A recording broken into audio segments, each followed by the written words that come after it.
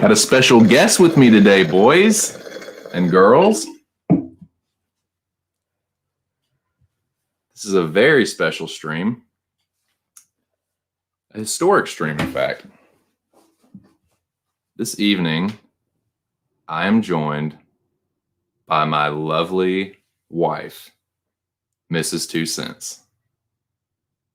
I am very excited, very happy about this stream. Appreciate 3 people in the building right now. Who got up in here? Nikki Elbows. Stop. Nikki, the Shoey King. Connor Mack in the house. What's up, Connor? Before I get too deep in this thing, shout out to the rabid dog, Mr. Arkansas. Shout out to all the boys over at PSR. Shout out to you guys, man. And a big shout out to my lovely wife here. You want to just say hi to everybody? I know it's nerve-wracking, man. First time for everything. How's the sound, boys? How's the sound? Scott Brown. I knew you were gonna come up with something. I knew you're gonna come up with something like you just fucking Scott Brown, man. But you want to just say hi, say something to the people. There's 6 people in the building. How you doing this evening? I'm great. Yeah. Nice and stoned. Yeah, we're gonna get more stoned too.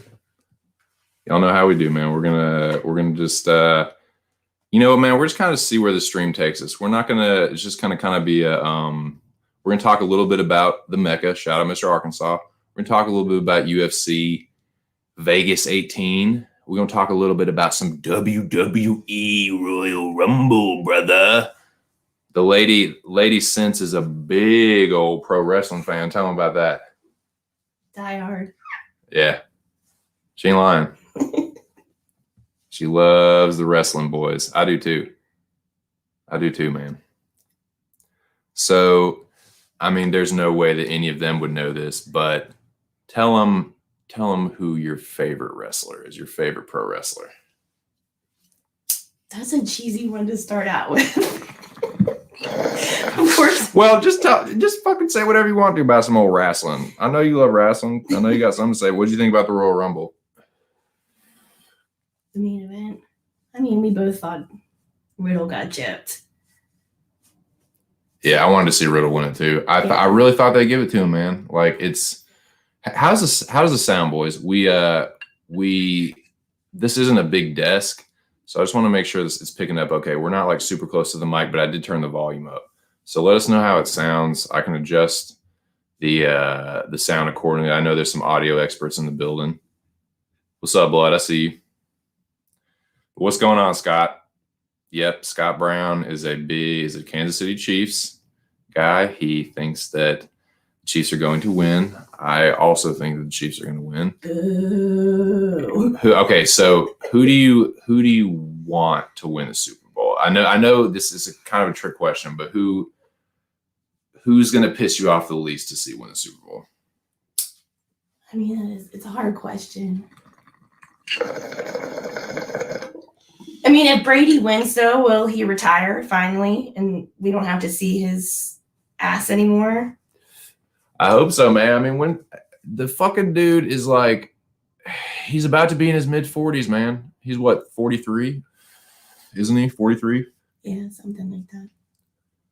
So, yeah, I don't know, man. Like, it's definitely, this is not the Super Bowl that I wanted. I had a bad feeling that it would end up like this, but this is not the fucking Super Bowl that I wanted. Of course, I wanted it to be Ravens, and I mean, who would you? If the I mean, okay, so let me just let you guys know, the lady is a Ravens diehard. But yeah, obviously, like, if it wasn't going to be the Ravens, I want it to be Rodgers. I wanted to see Rodgers get another one. I'd rather see him get another one than fucking, like, Mahomes. I know you don't like Mahomes. Hell no. Can't stand him. Yeah. You don't like him either. He's annoying. He's good. He's really good for being such a young quarterback, but I just dude, that fucking voice, the hair, like he's just he's just that annoying like young shit. He's a turd. He is a fucking turd. Fucking Kermit the Mahomie. He's a good quarterback, but yeah, for me, I'm picking Kansas City to win, and I'd rather see Kansas City win than fucking see Tom Brady get a fucking another one. Have him because do you think let me ask you a question. Do you think that he will retire, win or lose after this season? Win or lose a Super Bowl? Do you think he'll retire? No, not if he loses. No. You don't think he'll retire if he loses? No. Mm-mm. Why? Just because he's greedy. I agree. I wouldn't be surprised. I don't think his ego will let him go out on that. No, especially not now that he's done moved there. Yeah. Yeah, oh yeah, dude, that's right. Because he did. The whole Belichick thing, that's debunked now because he's moved. Yeah. It wasn't Brady and Belichick. Yeah. You know, it was more Brady than we think. Yeah. So now his head's even bigger than it already was. Oh yeah, because now it's been like he went down there and saved Tampa Bay. That's true, dude. Now shitty ass team. Dude, let me come to the rescue. Yeah, dude, exactly. And now he's the fucking god again. That's why, I want Mahomes. That's why I don't want him to win. But if it's going to be somebody, like, I would rather be him because, like I said, I think that's a good chance because I think I'm a big believer in Lamar Jackson. Obviously, I'm super biased. But I think that when he gets into his own, when it's final form Lamar Jackson, I think that'll be more satisfying to, like, crush the dynasty. You know what I'm saying? Like, beat the Mahomie in the like Action Jackson versus the Mahomie in the AFC Championship game, beat him, and then go on and beat whoever the NFC team is in the Super Bowl. Yeah, that's like my vision. You know, he's got to get the haters out of his head, though. Sounds good. Yo, Jackie boy, Jack, I can never do your accent, man. Is it like a Liverpool accent? Whatever it is, I can't fucking do it. Scott says, never mind, I can't fucking even click on it. Scott says, I'm a Mahomes fanboy. Used to live in Kansas City, but as a Bears fan, I would have taken Watson over Mahomes. Interesting, man. Ooh, Bears. I could agree with that. Do you think Watson would have the same success in Kansas if it was him in Kansas City? And if it was reversed, it was like some trading places, do you think it would be the same or like better or worse if Watson was in Kansas City? Oh, better. I mean, think about it. If Watson had that team, that coaching staff around him, what could he do? A lot. I mean, that's true. You already see how good he is, even with that shit. I mean, he still puts up the numbers. It's true. I mean, you had him on fantasy. Dude, it's true. I did. You got big numbers from him. I did, man. I didn't do that great this year in fantasy, but because my team got all fucked up. But he was one of the reasons that kept me. He won me some games a few weeks for sure. For sure.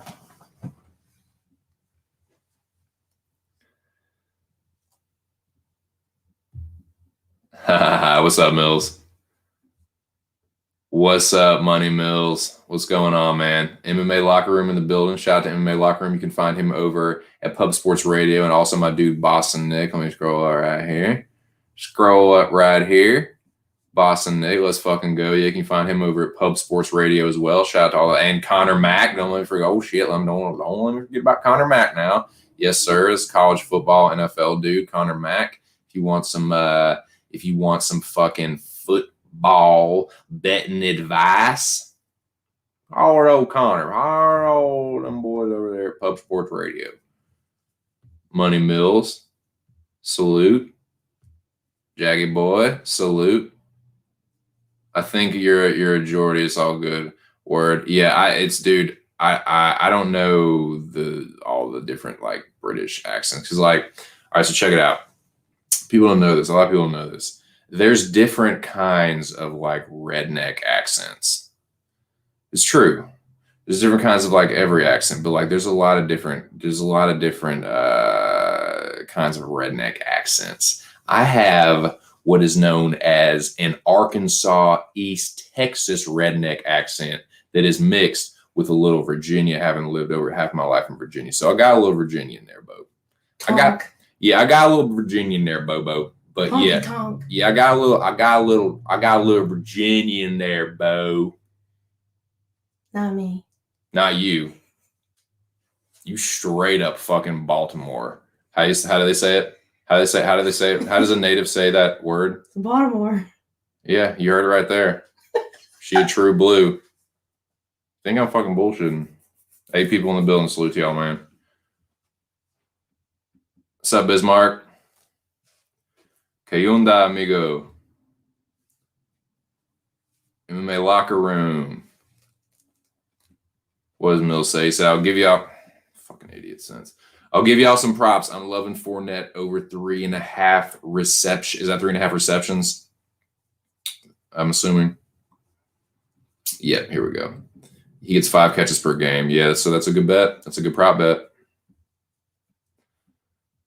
Jack says, I believe it, man. There's like, yeah, dude, and like the South, the dude, like the West Virginia accent is different from like the Virginia, the North. Like it's kind of the same. It's weird too, because like in like Arkansas, like northern Arkansas, the further north you get, you start to sound like a little bit more Midwest, like a little bit more like Missouri, like because Southern Missouri is still kind of rednecky, but you start to sound a little bit more have like a Midwestern accent.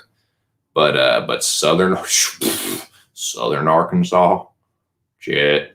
You start to sound like East Texas, a little bit of Louisiana, because Southern Arkansas has a lot of swamplands and shit. But there's different kinds, man. But yeah, but you kind of sound like you have like some Pennsylvania, like Ohio Valley, like accent, kind of like this shit you say. Don't ever say I sound like I have Ohio in me, because I know Ohio Valley trash. I know, but you know what I'm saying. Like you have the same kind of. Well, maybe you're right. Maybe you're right. Oh, there he is. There he is.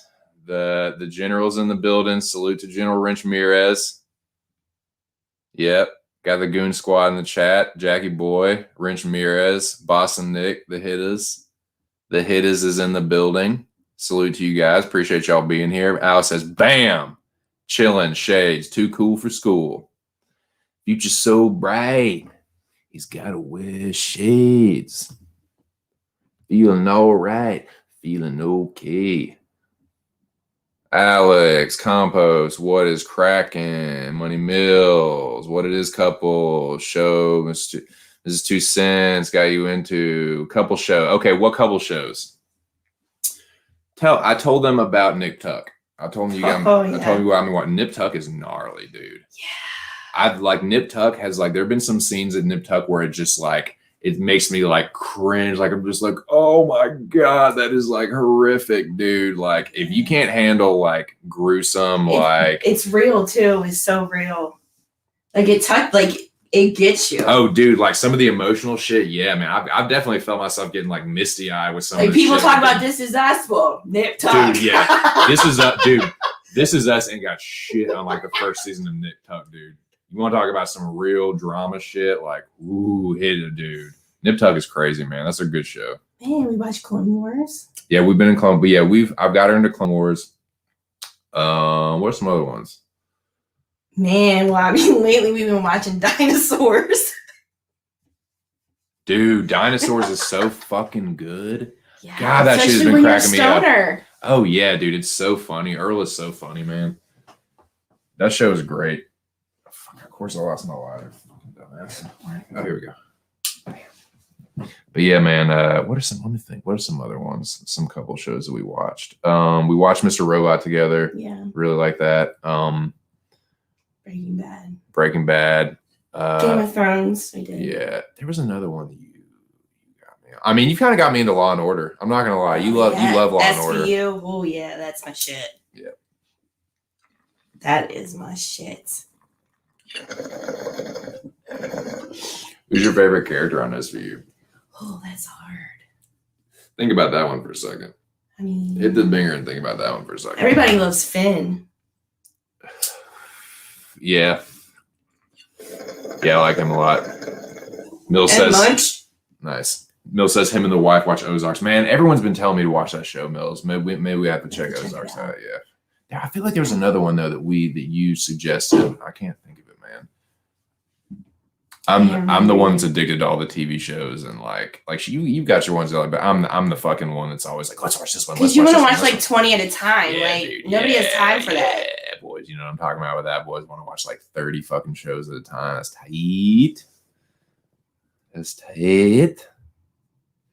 Well, this chat is about half the chat comments, but they have 400. Yeah, dude, exactly. Exactly. Saludos. Salute. Yes, indeed, man. Muchas gracias. Thank you guys for being here, man. Yes, indeed, man. This, yeah, dude, we can just, like I said, we can just talk about whatever for a couple hours. We're just gonna bullshit. I do want to talk a little bit about the Mecca. Shout out to the Rabid Dog, and I do want to talk about some Vegas. Yeah. Yeah, we gotta talk about that, man. I'm telling you. Husband. Yeah, her UFC, man. My UFC wife, I've been jokingly saying like the UFC mother of my children, Amanda Hebus, got fucking brutally KO'd. So yeah, she's licking her wounds. But yeah, her husband's fighting this fucking your UFC husband's fighting this fucking this weekend, man. She's a big Overeem fan. She is an Overeem fan. Ubereem. I'm gonna tell you, I'm gonna be honest with you. I'm a big Overeem fan too. And I am picking Alistair Overeem. I haven't been hiding it. It's if I was a betting man, I wouldn't bet it. Overeem is just, you can't trust that chin. He's been knocked out 14 times. He's got a chinny chin. Yeah, he's got that chinny chin. She knows, man. She knows. Yeah, man. I'm a Hebus simp. Yeah, she's, you know. It's unfortunate, man. My girl got knocked the fuck out. Oh. Yeah, she said, too bad, bitch.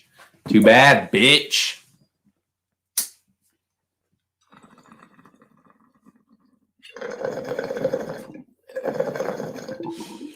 You can hang out with Overeem. I'll hang out with Hebus and Megan Anderson.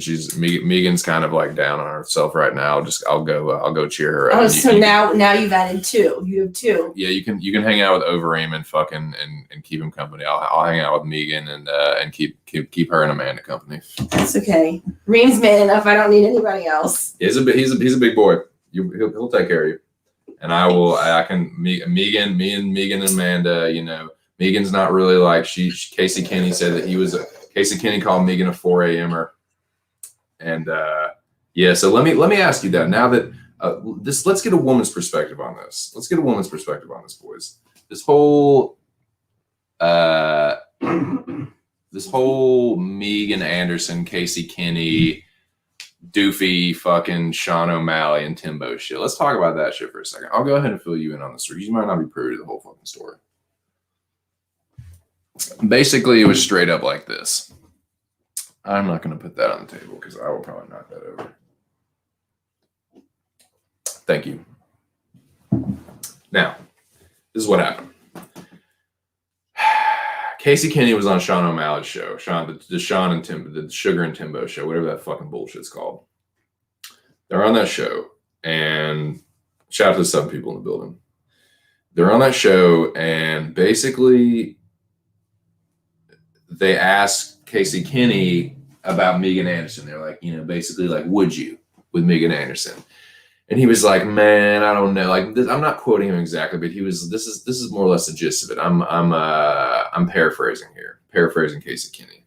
He said more or less she's a 4 a.m.er, which is like basically to me that means he wouldn't fuck her unless it was 4 a.m. and he was drunk. That's how I took it. I think that's how she took it as well. So what happened is, short story long, Megan gets upset and puts a tweet out that's basically like, oh man, like I didn't realize I worked in an industry where your coworkers can just talk about you like, you know, just however the fuck they want to, and blah blah blah. So she said that, and then Casey was like, he apologized. He said, you know, blah blah blah. Like I shouldn't have said that. Like, you know, choose my words more carefully. Blah blah blah blah. So what do you think? Because this is kind of the battle. I'll tell you this too. This is kind of the fallout for that. Rather, this is the fallout of that. So there's been kind of a couple things happening. One, dudes are just white knighting and simping for Megan Anderson. Like, I'll save you, Megan. Like, how dare you, Casey Kinney? Like, how dare you say that you wouldn't fuck Megan Anderson? And like, Right. you know, but then there's also like the people that are like calling like Casey like a bitch for like apologizing to her. And like, I've had people ask me like, you know, is Casey like, you know, should he not have like apologized or like, you know, because people are like, you know, it's just his opinion. So I'm just curious. I've already kind of given my thoughts on it, but I'm just curious what you think about it from a female perspective. What would you how do you think hearing that? I mean, why does it even have to be from a female perspective? At the end of the day, just no. My point is that's fucked up to say. Period. No matter who the person is, no matter what. Period. It's shitty. It leaves a sour taste in anybody's mouth. It's just shitty. It's just a shitty thing to say, period. So it doesn't, in my opinion, it doesn't matter whether you're female or not. Like, that's just shitty. No, I didn't mean it like that. What I meant was I wanted your opinion. I wanted a female's opinion on it because. That is my opinion. Okay. I agree. And I think like. Take the female out of it. Even the male, it was shitty. You like this is. He should have chose his words more carefully. Yes. Period. I agree. And like it's, and I said this like, look, he would never in a fucking million years, if they were in the same room and someone asked him that, he would never fucking say that. It would, yeah, that wouldn't have happened. Basically, It was. This is how I took it. This is what I said yesterday or the day before. I said to me, it was like you and your buddies out back drinking, talking shit, telling war stories, and someone asked you, like, because guys talk like that all the time. It's locker room talk. But I do think that women talk like that too. Like women will like sit around and talk about guys and talk about dicks and talk about fucking who has a tiny dick and who has a big dick. And like, but like, I don't think it happens as much as you think. Well, maybe not. I don't know. I don't fucking know, but I know that shit happens. I've heard like women like sit around and like talk, like, you know what I'm saying? Like exes and stuff, like they'll sit around with their friend, like, God damn, y'all are fucking savage, dude. But like, yeah, I think dude, it was stupid of him to say it on air. And I said, like, dude, next time just be like, no fucking comment. Even if that's how you really feel. And I feel like it was kind of like a dirty move for Timbo or whoever asked him that question. They set him up, man. It's like a trap. It's because like he's like Jack said, it's like it's damned if you do, damned if you don't. Yeah, like, yeah, definitely. Yeah, but I think like I was like, yeah, don't worry, Megan. Don't worry, Megan. I'll save you. So I guess I was kind of like white. I didn't white knight for Megan because I was basically like this. Like I was making fun of people for like, dude, chill. He fucking apologized. Like who fucking cares? The guy, that was kind of what my feelings on it. Like, yeah, he's kind of fucked up. Like he should, like, bro, you fucked up. You should not have said that on the air. Like you should not, like, of course you're gonna get dragged for that by all these fucking like simps and like SJWs. Like, what were you thinking, man? Yeah, but you also have to remember, he has to remember that people follow him and her. Yeah. So it's a lingering effect for her. She's still feeling the comments of other people that have not apologized, who agree with what he said. So that's, even though he did apologize, you still have to remember that. Yeah, I agree. That's basically like I'll be perfectly honest with you. I have said 7,000 times worse than that about women. And dude, I and she knows, man. Like I'm a reformed dog. I really am. I was a dog, man. So like I'm no angel. So like, but that's like, bro, like what were you like? Just what Scott Brown said, like, dog, what were you fucking thinking? You know that's on air. You know what the culture's like now. You are gonna get raked through the fucking mud, homie. Like, bro, don't ever just be like, no comment, man. Yeah. For real. But she's the only she's the only one, man. This one right here. She took me off the market, boys. She was the only one that could tame the beast, as it was. Yeah, you needed to be tamed. Yeah, whatever.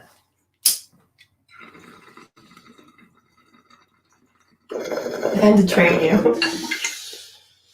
I wouldn't say trained. You guys didn't hear that. She said something else. Yeah, you guys, static. You didn't hear that right. Wouldn't say trained. I would say guide. You say trained. I might say, yeah, trained, I guess. So what? I've definitely I have learned the things that piss her off and to not do most of them. Like, I've learned what makes her upset and I try not to do them. That's not what I was talking about when I was talking about training. I meant it literally. Oh, like things to like stuff like certain like keeping. Oh, dude. Okay, so this is she is a neat freak, and I'm a total fucking slob. No, but not anymore. I trained you. That's what she means. Like, I've gotten better about picking up after myself being around her because she will not have it, man. She is a fucking neat. She will have a clean house or there will be fucking hell. And I mean, especially now we don't leave the place. Dude, this shit better look nice. When I say hell, I mean 7th degree demon fucking that kind of fucking hell. Hell to pay. Hell to pay. But yeah. So yeah, there's certain things that I've had to just you just need to do this. You need to keep this clean, you need to keep that clean, or I'm gonna fuck you up, basically. That's basically what his life is so awful. No, I have a great life, man. I'm not complaining. I have a wonderful life. I have a wonderful wife. Happy wife, happy life, boys. Those of you that are married or with a significant other, you know exactly what I'm talking about. Mills knows what I'm talking about. Right, Mills? If you're still in the chat, happy wife, happy life. Ain't it? Happy wife, happy life, ain't it? Yeah, man. See what we got going on in here. 8 people in the building. Just listen to me and the missus talk shit. About to approach the first half hour mark. Not too bad, man. I know it's nerve-wracking, dude. It's nerve. The first time you stream, the first time you go and you put your voice out there on air, it's nerve-wracking. It is. Everyone has a first time to do it. And you're, it takes courage, man. It takes guts. Put yourself out there, Well, what does Ark say? The mush mouse. Some of the mush mouse can't do it, man. Little mealy mush mouthers, they little mouth breathers.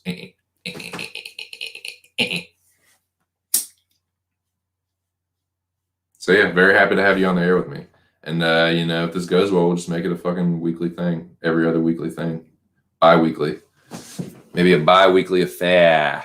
Yeah, we'll have to ask the audience what they think. Yeah, like suggestions and stuff. For sure. But yeah, okay, so back to the Royal Rumble. We talked a little bit about that, but I wanted to get back to that. So are you happy or not with Edge winning that motherfucker? No, it was a waste. Come on. We sat through how many hours just to see that old man win it? I mean, come on. I know, like we watched him the whole time. He was first. Dude, how many people came out there that we were like, dude, it'd be awesome if he won. Yes. Dude, it'd be awesome if he won, and I could see that. Yeah. Big E. Yeah. I mean, come on, Riddle. Man. Even Otis. Otis is better than old ass Edge. No offense. Like, I love Edge. I'm not knocking him, but Ricochet. Otis lasted 0.2 seconds. Even Cesaro. I would have even been more happy if Cesaro won. I mean, I know he's kind of had a shot, but like, I know he's kind of a jobber, but man, like, Edge? Fucking Edge, dude. Definitely would have been nice for Strowman to win. Riddle. Somebody else. Somebody else except Edge, dude. I know, I mean, now we just got to hear about him and Orton even longer. I'm pissed because Mo had the winning ticket. Orton comes out and blows. Oh, so he had Orton. Oh, okay. I know, man, dude. Tell him how hype we were when I found out that we had Otis, and how excited were we because we love Otis, funny. Dude. I fucking love Otis. He's hilarious, man, and he's a good wrestler. He's a little tank, man. He came out and he was like, "Oh yeah," and he like started slamming people. Oh yeah, he did the caterpillar, and then boom, see ya, Otis, you're fucking out of here, bud. Like, fuck! It was so funny. We were laughing our asses off, even though we knew that, he was out and it was over. It was just so funny. He was just wilding out, man. Fucking Otis. Yeah, man. I always like Ricochet.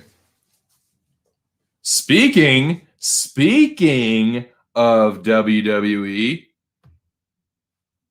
well, it's the big show. Going on, show? Yeah, me and the missus here talking some. You came at the perfect time, dude. We talking some wrestling. Show, what did you people in the chat that watched it, they're interested. What how did you guys feel about Edge winning it? I know I've heard some of y'all's opinions, but just for the ladies' sake, and just, you know, what were you guys happy with Edge winning it? Or were you like, what the fuck? Or like, do you think they'll actually let Edge win fucking WrestleMania? I mean, what do you guys think about that, man? Same old shit, I reckon, show. Just getting stoned. Except I got the lady with me this time. But yeah, same old bullshit, I reckon.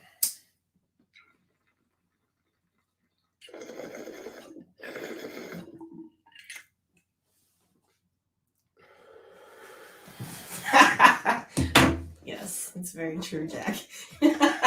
Yeah, Jack says, I think Edge winning says a lot about the state of the current roster. Wah, wah. Wah, wah, wah, wah. You know, like, oh man, Edge. He was so excited too. Like, so okay, you know more about this than I do. Did they tell him how far ahead of time does he know that he's going to win? That I don't know. Does anybody else know? Mm-mm. Anybody? Any dummy? Big Show might know. Big Show. Well, we're gonna Big Show. Well, Big Show. Do you know about that fucking workup? The fucking script. Well, I'm a casual. I'm a semi-casual.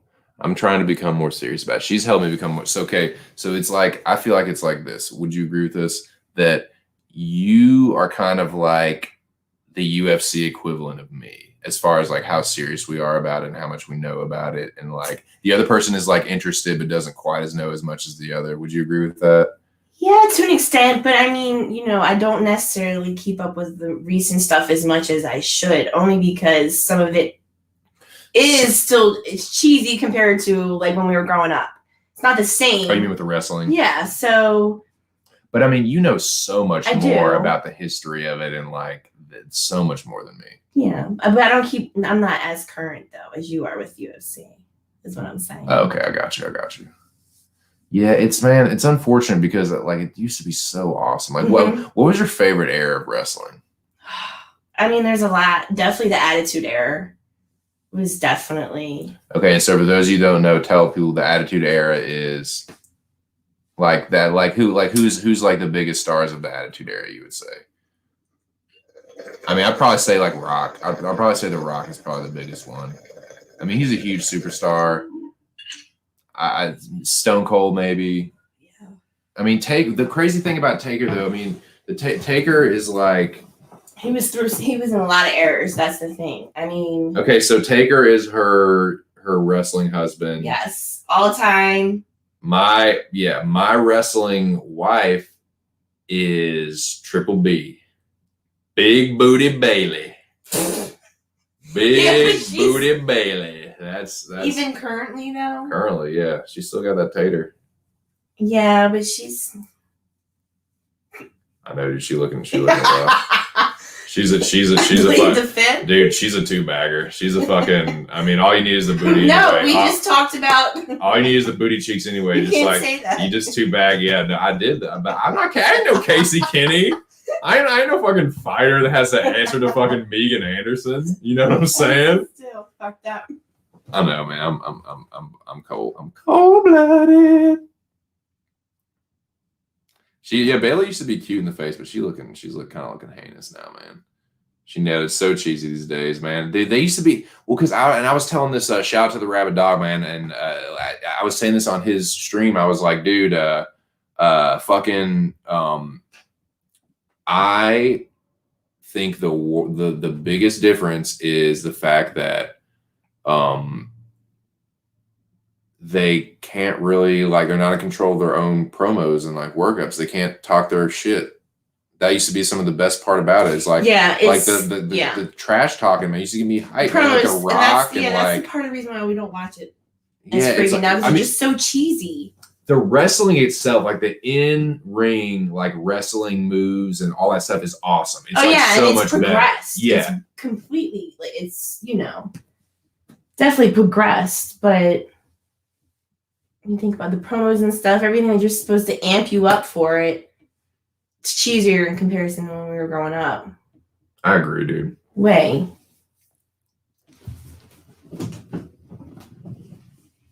Bret the Hitman Hart. Yep. Yeah. And Mick Foley too. I don't know, fucking like health and dumb safety. So what? Lose Chris Benoit, lose fucking Owen. No, it's fucked up. R.I.P. to both those guys. But like, no, man, it's just they don't. I just wish that Vince would let them just talk their shit and curse and stuff. Like, I think it's great that it's more like family friendly in some ways. Like, it gives a lot more people. Like, there's a lot of kids that love wrestling and like the wrestling. I mean, tell them about like some of the interactions you have with wrestlers, how cool they are with fans. Oh yeah, they are definitely. I mean, I've met a lot of wrestlers. I've met Jake the Snake. I've met Ric Flair. I've met Christian. I've met a lot, and they're just all down to earth, very down to earth. I mean, think about it. To be in this industry, you have to be a little relatable to an extent. So they're on the road all the time. Definitely awesome. Oh, here we go. Nick says, let's fucking go, Mrs. Sense, Undertaker #1. That's Nick's too, man. Okay, so I told people, you don't have to give me your top 5 right off the bat, but this is my top 5. I ranked them. I had to think about it for a second, but I ranked them. Let me see if I can remember. It was my top 5 of all time. Trying to think of who I had number 5. I know who I had number 1. Fuck. Now I'm blanking. God damn it. Because I want to get the order right. I can remember everyone, but like who I had as number 5. Number 1. No, I won't start with number 1. But who? So other than the Undertaker, like who else are some of your favorites? Oh man. Stone Cold, definitely. Yeah. I'm a big Steve Austin fan. Yeah, Stone Cold he's in my top 10 for sure. Stone Cold is awesome. Yeah. He had such he was a good wrestler. He had a good persona. He was just just all American badass motherfucker. You gotta like Stone Cold. He did that. He had one of the best lines. And that's the bottom line, cause Stone Cold. Yeah, fuck yeah, dude. Yeah. And I mean, ultimate badass Mick Foley. When you want to talk about somebody who shed some blood. Fuck yeah, dude. Man, Foley. Major.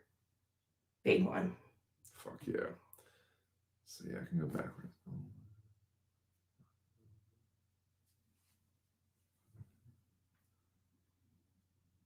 Man, I can remember all of them but number fucking 5 because there's a couple guys that I had and I kept switching them out.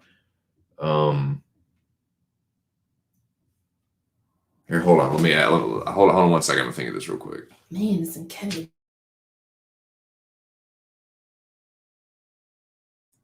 Oh, I remember now. I remember my top 5 now. Okay, this is my top 5. 5. This is I'm so fucking high. We were smoking before this, and we're gonna continue to smoke throughout this. So cheers to anyone that's token with us.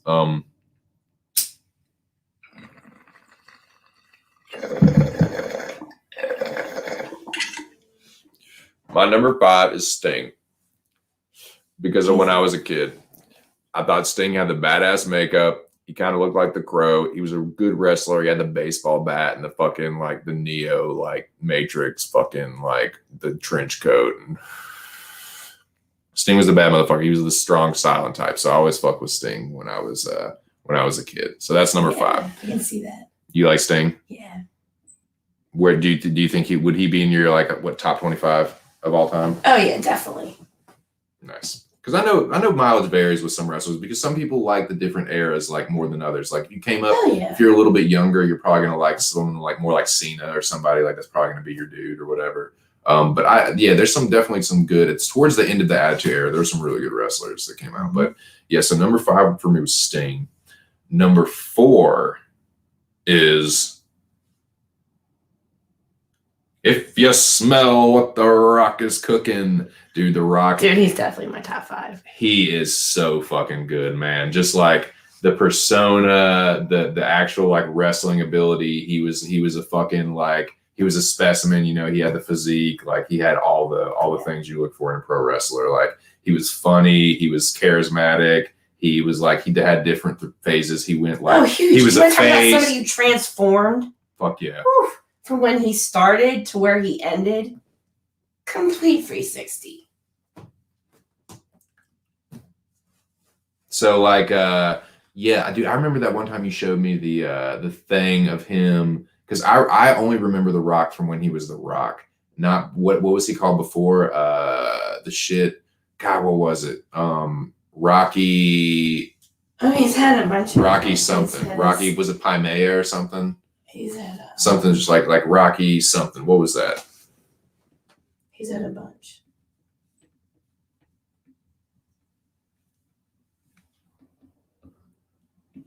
Nick said his Stone Cold's number 2. He used to stun kids in the hallway. Stone Cold stun people. Yes. Nick used to Stone Cold stun them. I mean, come on. And not only that, how many alcoholics did he create? Oh my God. He created a whole generation of drunks. Dude, my Stone Cold does it. He drinks beers and wrestles. I'll do that too. Oh man, that's fucking funny. That's fucking hilarious, dude. Stop doing it when you broke your fucking tailbone. Yeah, that'll do it. That'll fucking do it. Dude, you remember what, dude, did kids ever do this? For someone that went to high school in a different state. And kids used to do this in my junior high in Arkansas. But even in like high school in Virginia, they fucking would do this shit too. And it was the pass out game where the kids would breathe like real heavy, bend over, and then you like make the kid like pass out. You never did that? Whereas like, I mean, we would do a variation of it, but it'd be like, and the kid would just like lose consciousness or something. It was just some stupid like in school. Yeah, you did it in school, like in the bathroom or something. Yeah, and like it was, I can't remember exactly how they did it, but they breathe real heavy for like 20 or 30 seconds, bend over, like cross their arms, pick them up. No, stop it. This is not real life. So I told you. No. Bullshit, I fucking told you. Who said that? Nick said, oh my God, I forgot about that. Stop it. You don't talk. Because I remember one time, I'll never forget this shit. I remember it was junior high, and I was going to soccer practice. That's what it was. I was going to fucking soccer practice because your boy was starting right fullback. I won't even say the junior high I went to, but I was starting right fullback for my junior high's soccer team. And because it was junior high, was 7th, 8th, and 9th. 9th grade, starting right fullback. Sometimes play stopper. Coach tried to get me to play midfield, wouldn't do it. Too much running. But anyway, I remember I was on the way to soccer practice, and this fucking kid, I'll change his name. Adam, this kid. Okay, so why did it take that long to find a name? This kid, because I want it to be similar but not the same. But so this kid Adam, he fucking like, I was like walking towards the gym, like towards not the gym, towards the field, the soccer field, and there was this row of lockers, and his locker was right there, and there was this kid there, and the kid was just like bent over, and all of a sudden the kid just like, I'm like, what the fuck is going on here? And the kid just like slumps to the ground, like face first, like his heavy ass. He was a tiny kid too. He was, I remember because this kid Adam was on the soccer team with me. He was like about to go to soccer practice too, but he was doing this little thing. But this kid that he was doing it to, he fucking just like passed out face first. The kids had a huge backpack on and just like fell down his, it just like it just like fell right down on his fucking head. And Adam is like jumping up and down. Like, oh, I passed him out. Oh, did you see that? He was like, Sense, did you see that? I was like, oh my God, dude, what the fuck is going on here? I'm like, dude, you know we have to be at soccer practice like right now. Like, what are you doing? Like, what the fuck? You like, we have to be in practice right now. And coach is gonna fucking kill us. You know we're gonna be running laps. But yeah. No. Yeah, it starts with his real name absolutely started with an A, bro. I remember this kid's name. I remember his first and last name now. This kid was a joker. Now. This kid, I remember it now. This kid played midfield, and coach always tried to get coach. I'll change his name too. Coach Reeves. His name is Coach Reeves.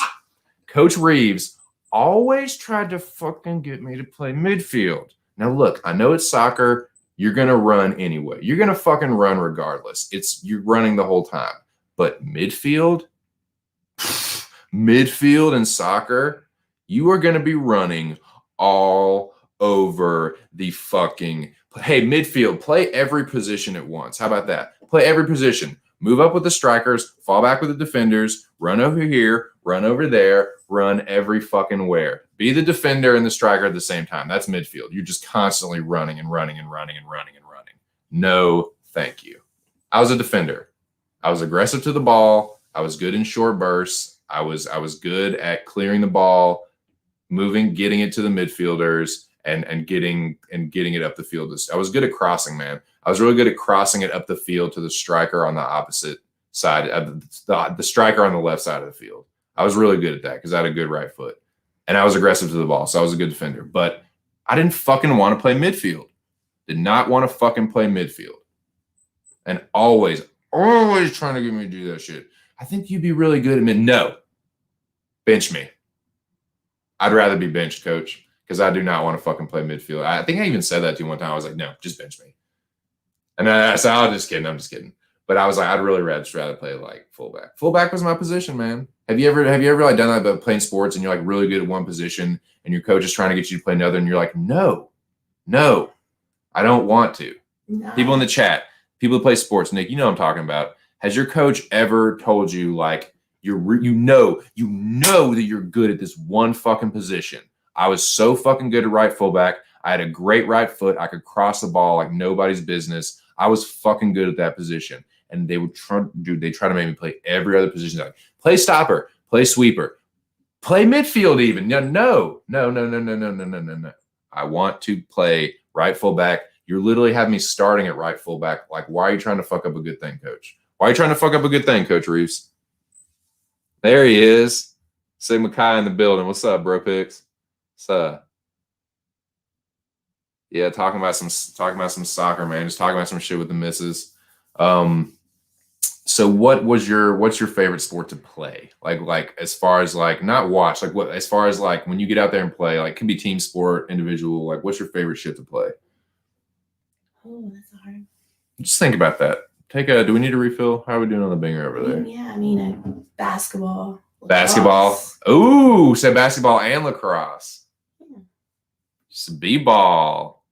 She said b-ball, son. Break your ankles, buster. Cross you the fuck up, player. Soccer.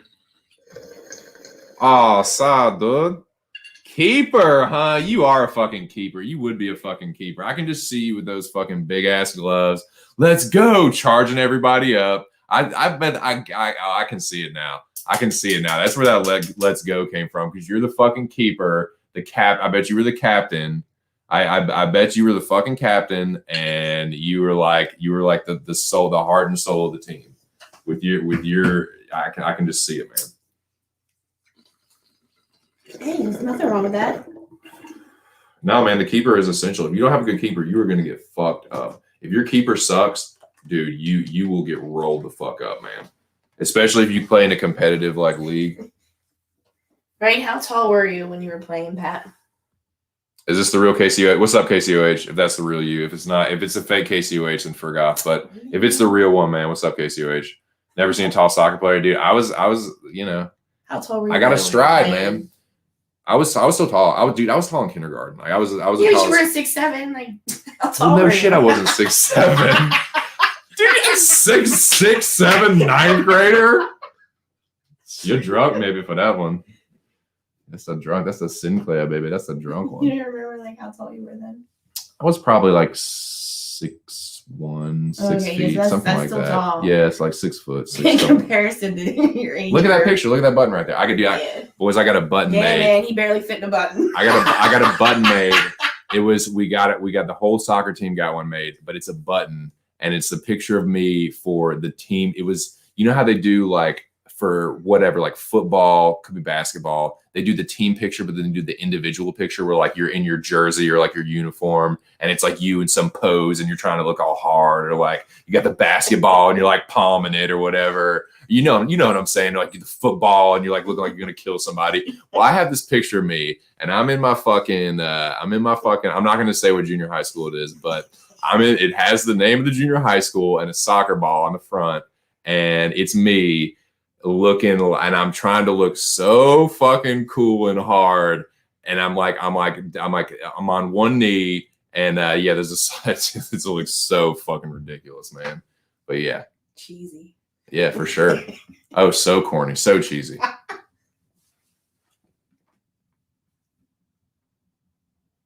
I bet you were, man. Yeah, I was starting right fullback. I like playing sweeper too. I like playing sweeper. You're the last line of defense, and you know the furthest you ever go up is like where the stopper usually is. But yeah, man, I love playing right fullback. That was my favorite fucking position. I was good at it. I played it all growing up. I played it during Y ball. I played it when I was on the soccer team at school. Like that was my position, man. And I hated when I try to like, the coach would be like, had like other ideas, but like, no, just bench me. Just bench me.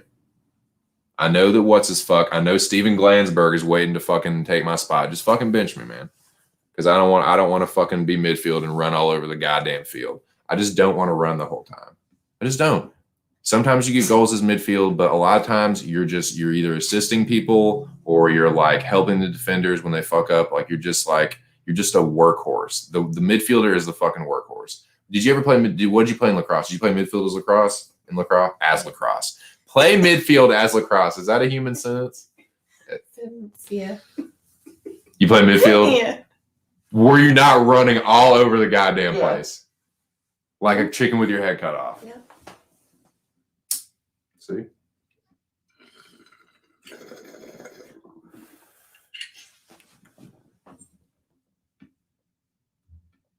Sup, blood? Sup, Danny? Yeah, I got the missus here. We're yeah, dude. Oh yeah, definitely, bro. I was not like Mr. Cool in high school. I'll tell you what, this is who I was in high school. I was exactly like on Jonah Hill and what's his name? What's that kid's name? Michael Cera's level. Like I wasn't the biggest loser. I had some friends. I had my group of friends. We all ate lunch together. You know, we weren't the cool kids, but we weren't like the biggest dorks or losers. We were just like kind of invisible.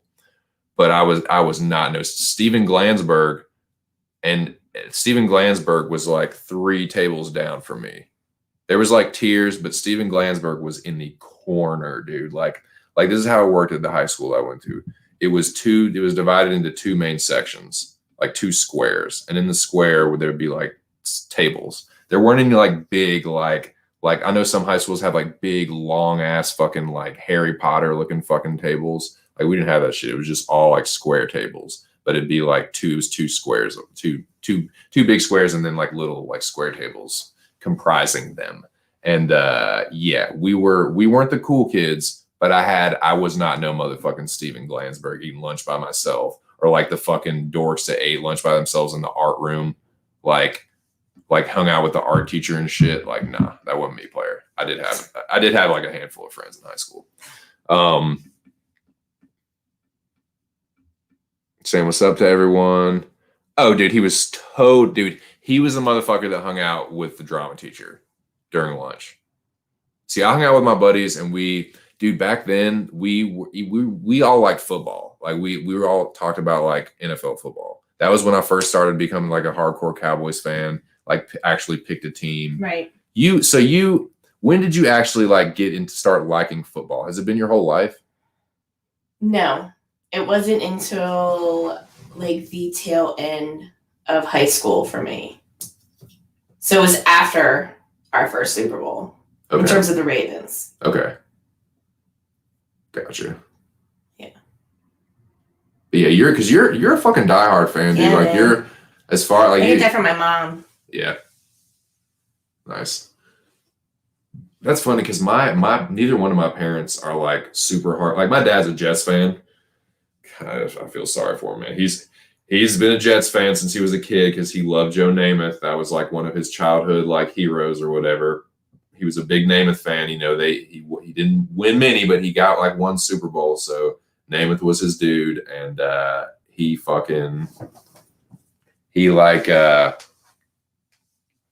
just a Jets fan. But I respect him, man. I don't care how shitty your team is. If you are a hardcore fan and you rock with your team no matter what, no matter how shitty they are, I respect that.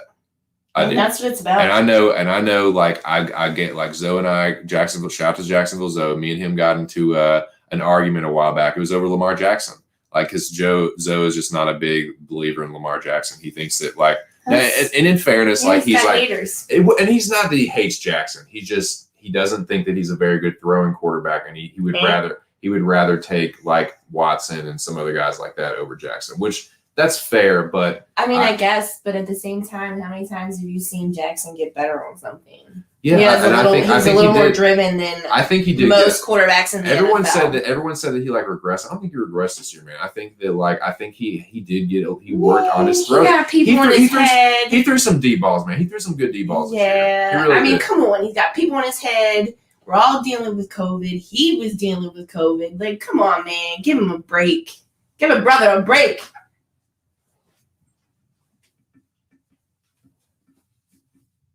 When he gets mad, everyone doesn't want to play soccer. Come on, Evan, get in the game. Like, chill out, Greg. It's soccer. He should be. Hey, if you see him or you think it's him, a troll that you think is him, I'm talking to my hitters. So that's Nikki Elbows, Jackie Boy, Will, and Wrench Mears. If you see him or you think it's him, go oops up. Side your head, say oops upside your head. Oops up side your head, say oops upside your head. Y'all feel? 12 people in the building. That's what's up, man. Well, I appreciate y'all kicking it with us. You know what I'm saying? Got the Hunter, couple of Hunters, Boba and Finnick, Mr. and Mrs. Sense, the Lady Sense in the building. I think you're doing really fucking good for your first time streaming, man. I mean, we're really just, like I said, really just talking here, but it is nerve-wracking, man. If you've never done it before, you don't really know. The first time wouldn't you say like the first time doing anything is hard? Like, it doesn't matter what it is because you don't know what you're doing. Yeah. It's new. Change. People don't like change. Something new, unfamiliar. I think you're doing a great job, though, man. I think for your first time streaming, you're doing great. Sitting here getting stoned, packing up another bowl. All I can do is try. It don't matter if there's fucking dead air. This is not some fucking dead air. Remember fucking that Sunday episode where they try to have their own fucking radio show? It's a good episode. Frank, you're gonna have to stop eating crackers. It's incredibly annoying. It's all anyone's going to be able to hear. Yeah. It's just jib jab. It's funny, man. Oh yeah, Cricket comes on. Fucking talking about fucking the dog licking his wound, thinking it's a fucking dog vagina. You know, does my wound look like a dog's vagina? I'm not trying to sit here and get in the mind of a dog. Excuse me.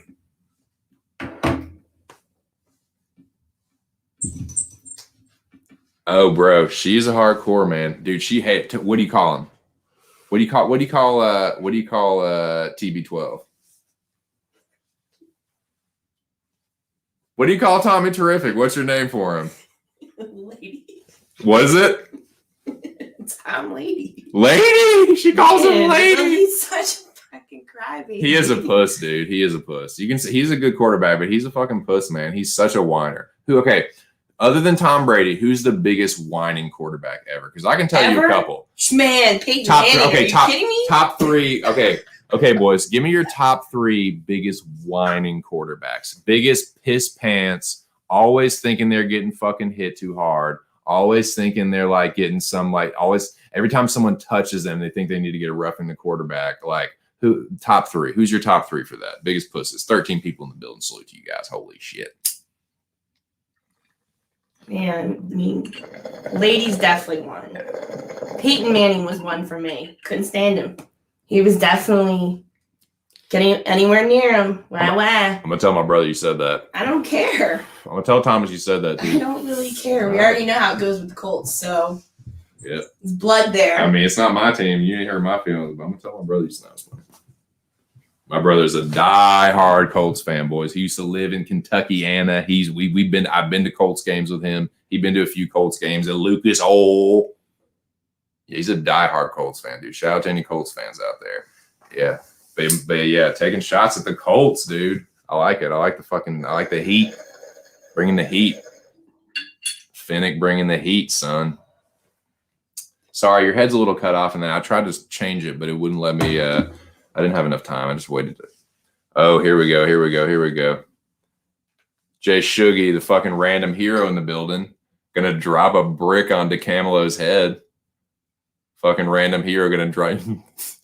No, I'm gonna punch him in the face. I'm gonna break his nose. Drop a fucking brick on his head. Just dump jelly on him. Jelly. The guy put shit on my face, and you're talking about jelly. Now I'm gonna piss in his face. I gotta piss. Fucking piss all in his mouth, all in his face, all like he's bitching about it afterwards in the car. Like, it was in my ear. He's like, because you put shit on my face. He's like, and then Bam's just like, he's just out of control. And then even DeCamelo is like, yeah, it is a little like out of control. And like shit is like so rank. It's just so ridiculous, man. But yeah, every time I see that, man, it just seeing Ryan Dunn just brings it warms my heart, man. It brings a smile to my face. I love CKY and Jackass, man. I grew up on that shit. I don't know about you guys, but I grew up. That was like helped form some of my sense of humor. Like Ace Ventura and shit like that did some of it. But yeah, like CKY, that was like me and my brother and my friends would watch CKY and get stoned just like over and over and just tee-hee and cry laughing and just like we love that shit. Let's see what we fucking got going on. But yeah, shout out to Jay Shuggy now. Shout out to Random Hero in the chat. Jay Shuggy 99 rolled up here in the Haggard LeBaron. Minshew over Jackson. Boo, no. Got me like, what? Yeah, dude, I know. I was like, come on, Zoe. Like, no, I love Zoe, man. Shout out to Jacksonville Zoe. Zoe's a good dude. Check him out. You can check him out over at Pub Sports Radio. He is another Mecca competitor. Motherfucking Mecca. Shout out to Mr. Arkansas, the Rabbit Dog. Let's see.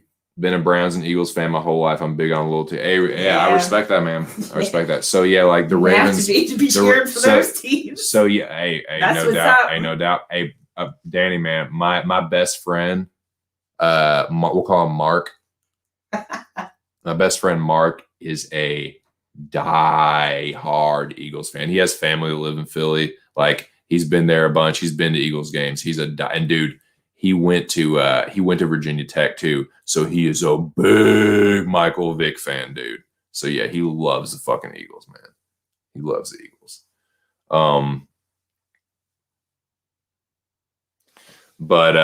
Yeah, let's see. Fuck yeah, dude. CKY2K is probably my favorite. Y2K is probably my favorite. Because that has the Iceland piss and shit. That's the one that opens with Du Hast. It has Brandon doing the freestyle. Oh my god, that fucking freestyle. Who wants to taste my General Tso? I'm gonna bring it to you now. It's just so fucking funny, man. If you guys don't know what I'm talking about, look up CKY2K Brand's freestyle. It's so fucking ridiculous.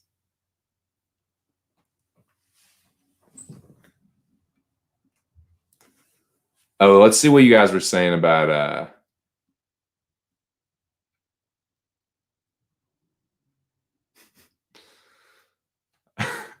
I can watch you tiptoe while you take a piss behind you while your little boy shits. If you want to see me eat Jello, I never seen nothing like you before. I can kick you. Higher than you can kick me. I can kick you way up into a tree. Who wants to taste of my oolong tea? Roll high, roll hee hee. Everyone in the phone book named Chang want to see my Wang? Yeah, I can see you all watching that shit. Like, oh my god, dude. Ajit. Wah!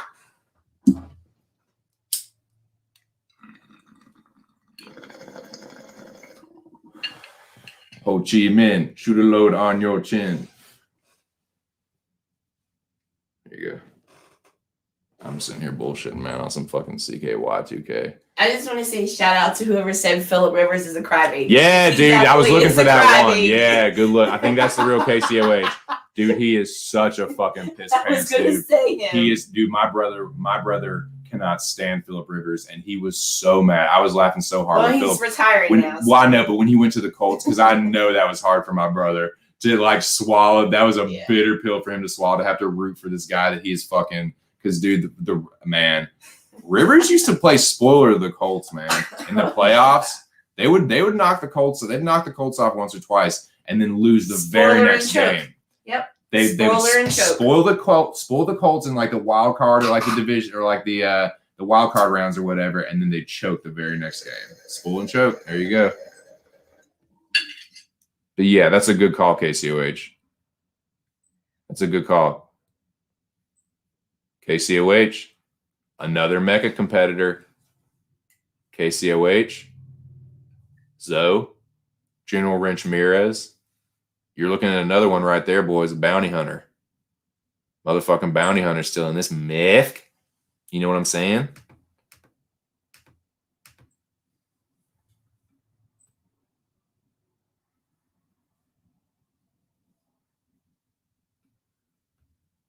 God, lives in a fucking tent in the woods. Cry me a river, he said, Nikki. Cry me a river. Yeah. You don't have to say what you did. I already know. I found out from him. You like that shit, dude? I used to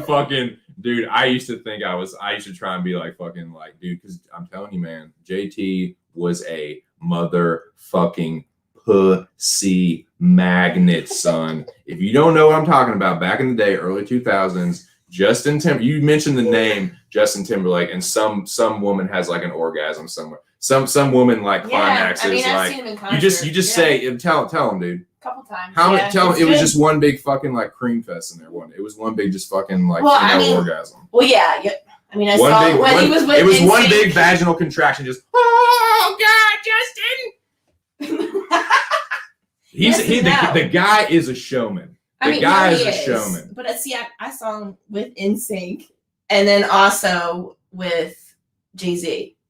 Ooh, that's okay. Let me tell you. Someone said the other. I think shout out to Johnny Cardone. He said something about me being the guru of live music. I gotta hit you boys with a big Ashley Schaefer. That's not what you do. This woman right here, I ain't got nothing on her. And see, dude, okay, I'm gonna tell you what. We got 10 people in the building. Y'all want to hear some real shit, some shit that's gonna fucking blow your mind, some shit that's gonna be me like cry me a river. See, because she's about to tell you something, some shit that she's seen that that a lot of people have not seen, and ain't nobody gonna see ever. Michael Squints Paldoris forever. I'll get back to the chat and say, tell them who you saw in concert when you were young that you can know one. Tell them. I've seen a bunch. Yeah, a bunch, but who's the big one? I'm telling you, I think this is when I knew that I was gonna marry you. I think this is like I was dating you, but then when you told me this, I was like, I'm in love. Like I love this woman. Temple? No, you seen Stone Temple Pilots? Yeah, one of them. Yeah. The fucking no, you're talking about. You seen something with the fucking plush like where you going for tomorrow? Yeah. I knew I made the right choice. See what I'm talking about, boys? This is just a match made in heaven. No, I was talking about. Oh yeah, Sublime. Did you hear that? Sublime. Not Sublime with Rome. Sublime with Mucho Gusto, me llamo Brad Lee. Yep. You're not the only one, but you're the best, Brad Lee. Bah, bah. Ramona, please step back. Now she's my Ruka, and I'm barely stepped up with my hyena. I know, I'm not a good singer, but that's, dude, she saw Sublime with Bradley Knowles. We need to smoke 2 joints. I'm not even bullshitting you. What do you think about that? What do you think about that shit? She's seen Sublime with Brad.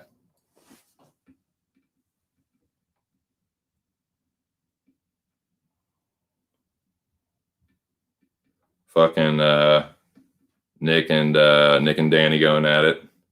Smoke 2 joints before I smoked. What's your favorite Sublime song? Ooh.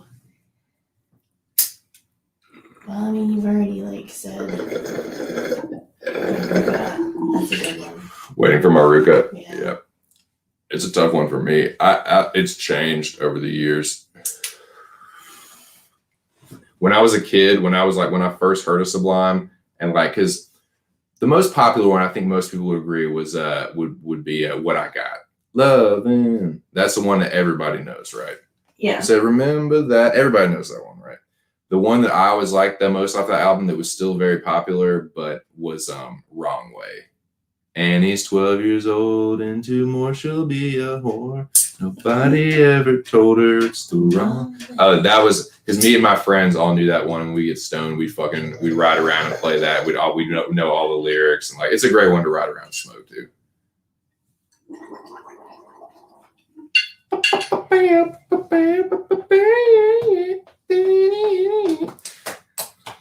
Yeah, I gave her all that I had to give. I'm gonna make it hard to live.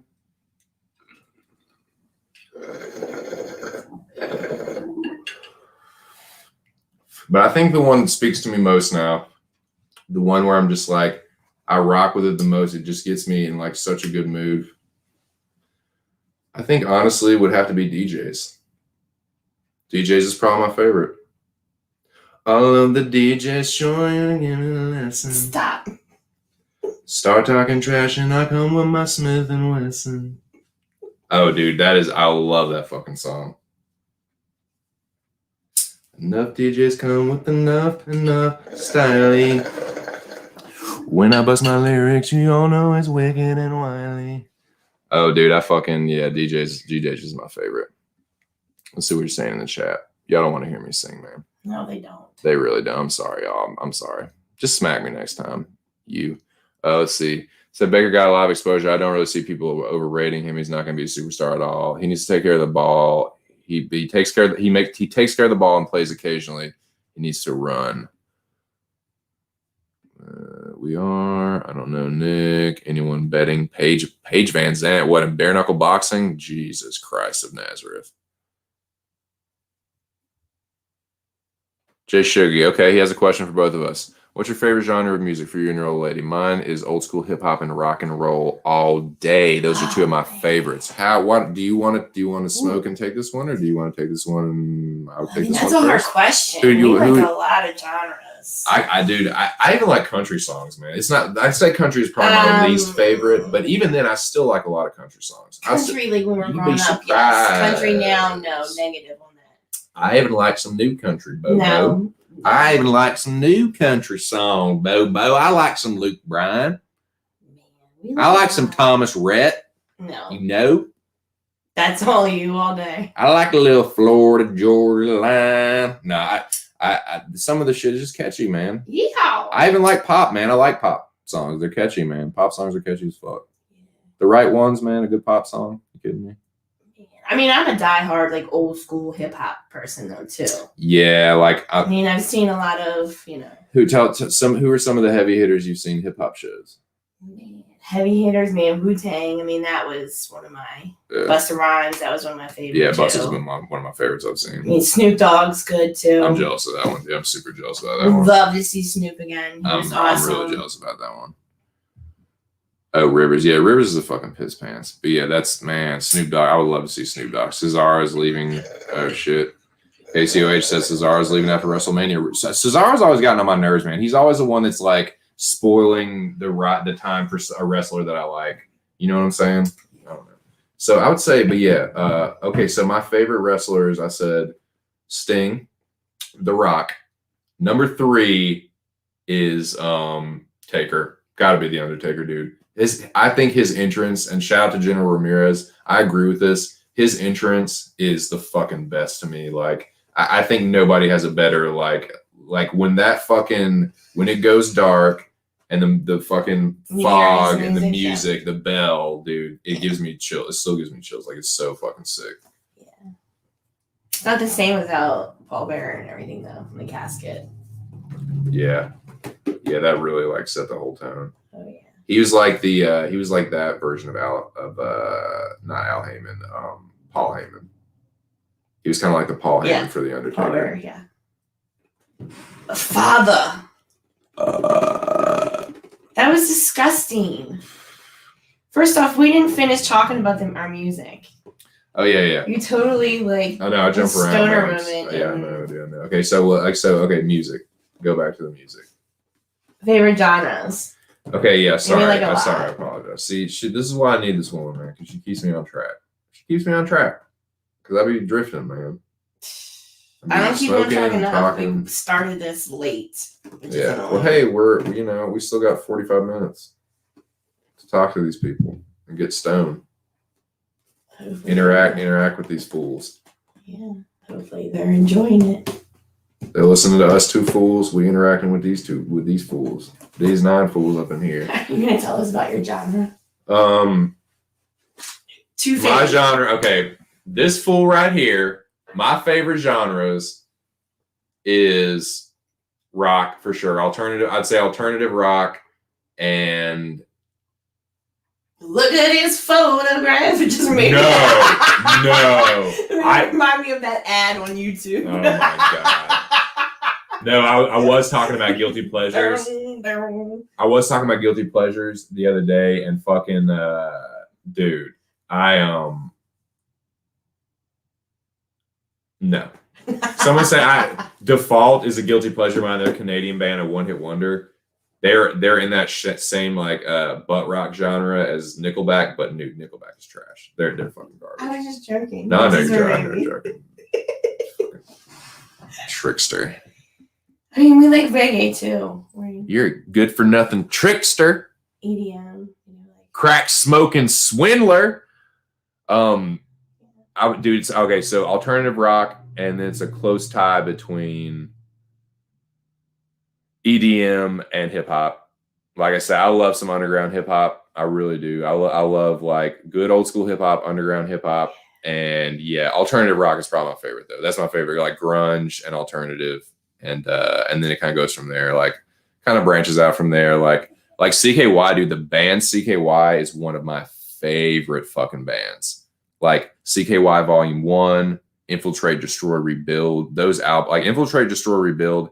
Every single fucking song on that album is killer. Rip snorting, kick ass fucking rock. Like I'd say it's like alternative metal kind of, not really new metal. Like I'd say alternative metal, alternative, like I don't know.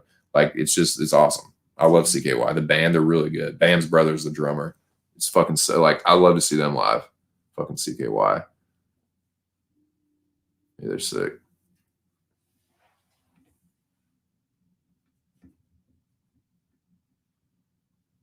That's the way it had to be. They locked up with him, threw away the key. You can't take pity on men. It's kind of like, yeah, ha.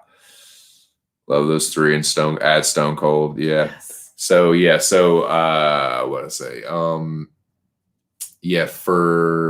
This fool's top number 3 is Undertaker. Number 2 would be the Macho Man Randy Savage. Oh yeah.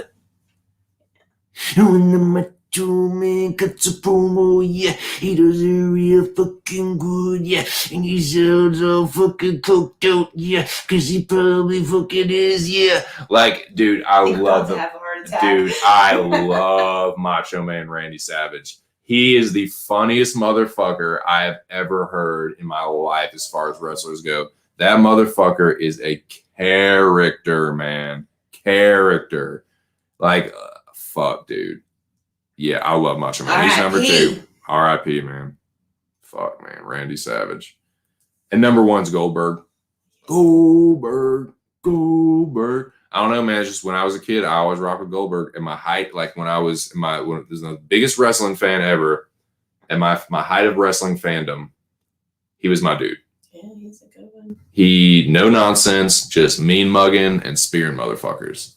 Yeah. And that's always what I try to do is just spear my little brother. I must have speared my little brother like 7,000 times, dude. Just spear his ass. Just like, oh hey, what's up, bro? Bam! Just fucking spear. Just Goldberg time.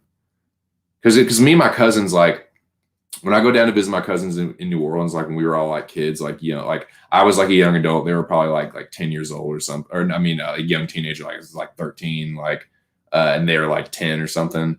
They all loved wrestling. I still love wrestling. And yeah, like we would watch, like their parents would order the WrestleManias, like in all the pay-per-views and shit. Yeah, the pay-per-views. And we would watch them and we'd all pretend to be like the wrestlers and like jump around and beat the shit out of each other. And I was always Goldberg spearing everybody. Like, yeah. The Goldberg was one main house and everybody would go over their house. Yeah, dude, yeah. Yeah, I was Bill Goldberg. Jericho's a good one, man. Chris Jericho's awesome. Third, Shawn Michaels. Shawn Michaels is good too. That's a good, yeah. Fucking he's good on the mic too, man. Jericho's really fucking good promo. Jericho's a character, man. He's hilarious. He was in fucking McGruber. Now he's going to AEW, but McGruber.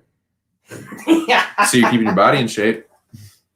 Yeah, Jericho is good with promos and shit. You and your dick jokes. Yeah, he could burn. It's fun to hear them. That's why I listen. That's why I say them. That's why I listen. Oh yeah, Jericho's fucking hilarious, dude.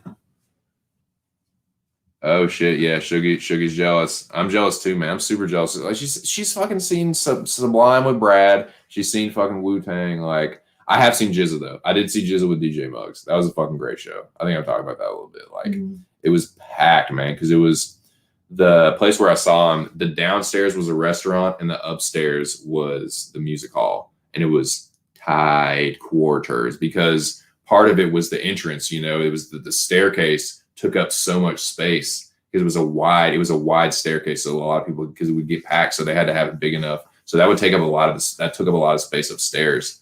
And then, like there were several rooms upstairs. So those would be jam packed too. So it was tight. And the crowd was starting to get a little heinous. Like motherfuckers were starting to get antsy. Like, motherfuckers, it was getting a little chippy. Like it felt like there was like about to be like a fights or like a riot breaking out, and then fucking Jizza strolls out, Jizza and fucking DJ Muggs, and they fucking killed it. That was a great show. But yeah, I've never seen the Woo altogether.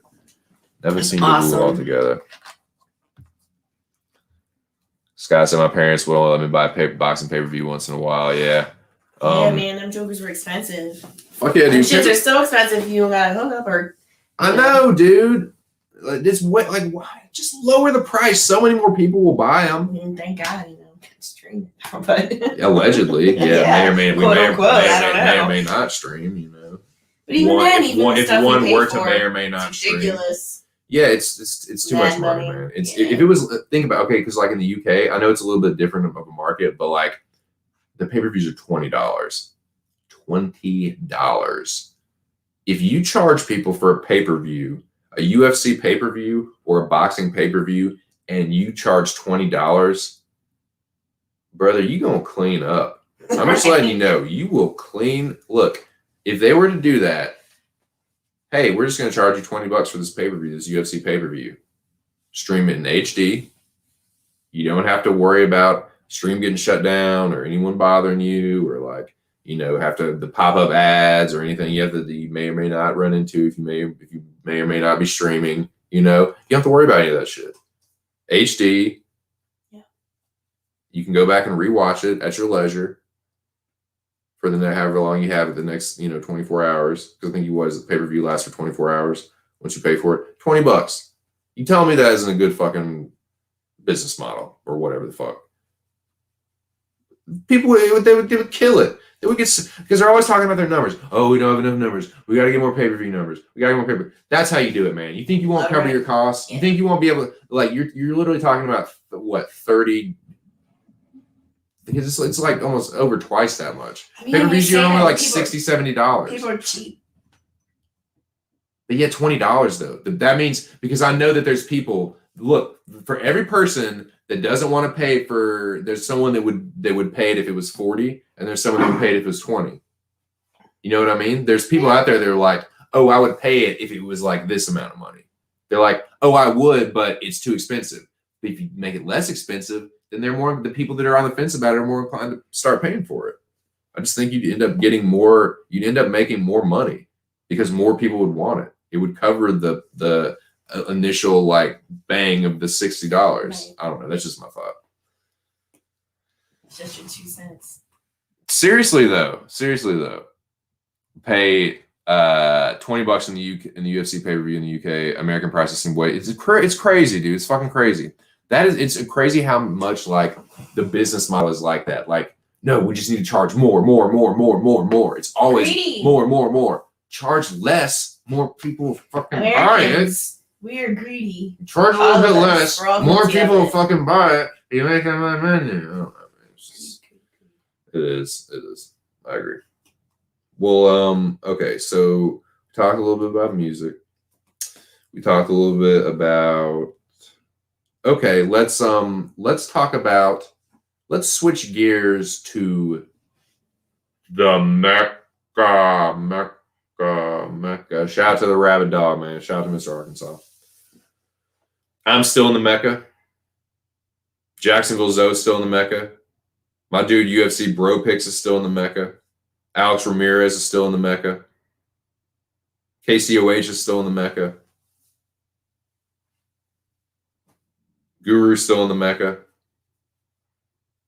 Who else? MMA KO is still in the Mecca. I'm just trying to remember off the top of my head. 3 more.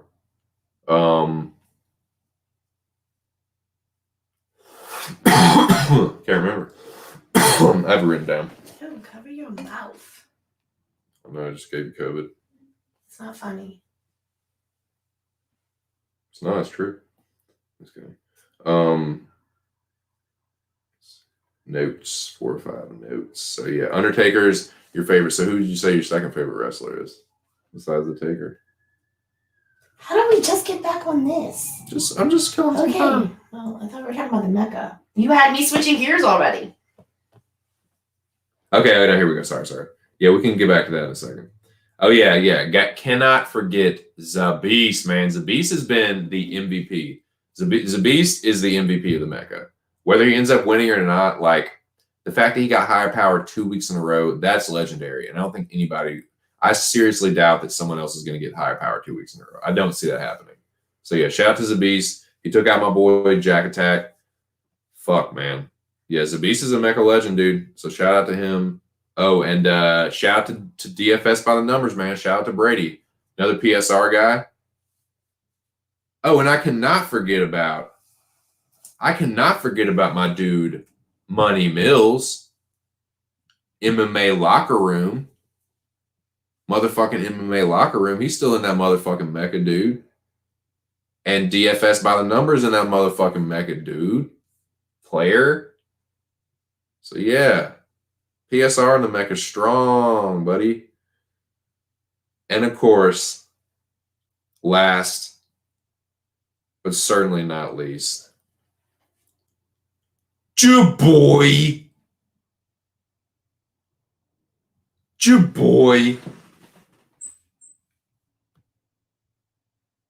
Fuck yeah, dude. It's ridiculous.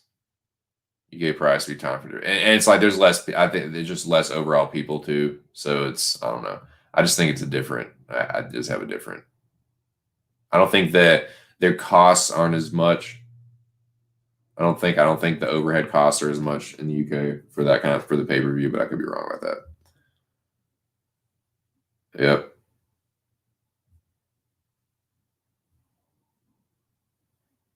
Yep.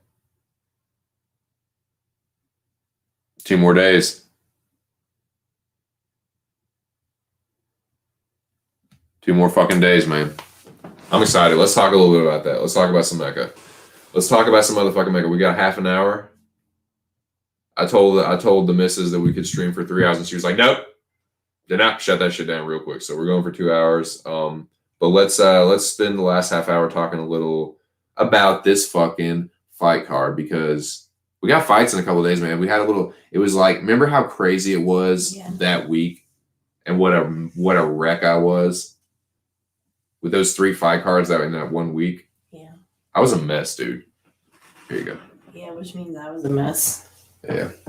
I'm sorry about that. That was just bad for everybody. 10 people in the building talking some motherfucking Mecca. That got the antennas perked up, didn't it, boys? That'll dial you right in, won't it? Won't it though? Won't it? See, that's some Virginia shit. Won't it? No, people didn't say that in Arkansas, which is kind of like it's country, it's Virginia redneck for isn't it? Or isn't that true? Don't you agree? That's what won't it? Won't it though? I don't know, man. They just say that shit. Damnedest thing I've ever seen before.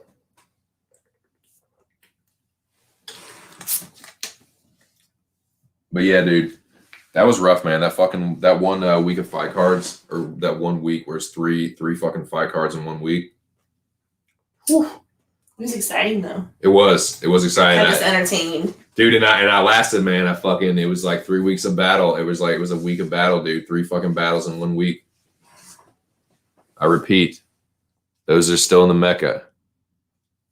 You can hang your hat on that, man, because we literally had 3 battles in 1 week, boys, and we're still here. 3 battles in 1 fucking week. 3 cards, 3 Mecca battles. Separating the wheat from the chaff, boys.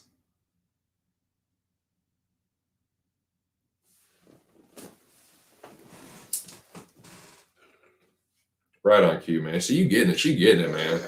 She getting it, man. Not missing a beat. Not missing a beat. I knew there was a reason I married you. Yeah. Shit.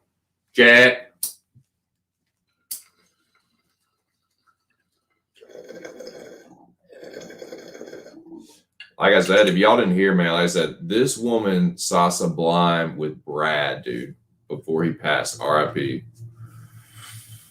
She saw Sublime with Brad. No bullshit. I love the DJ sure. Start talking trash and I come with my Smith and Wesson. Can I go to Mecca? Mecca in this motherfucker.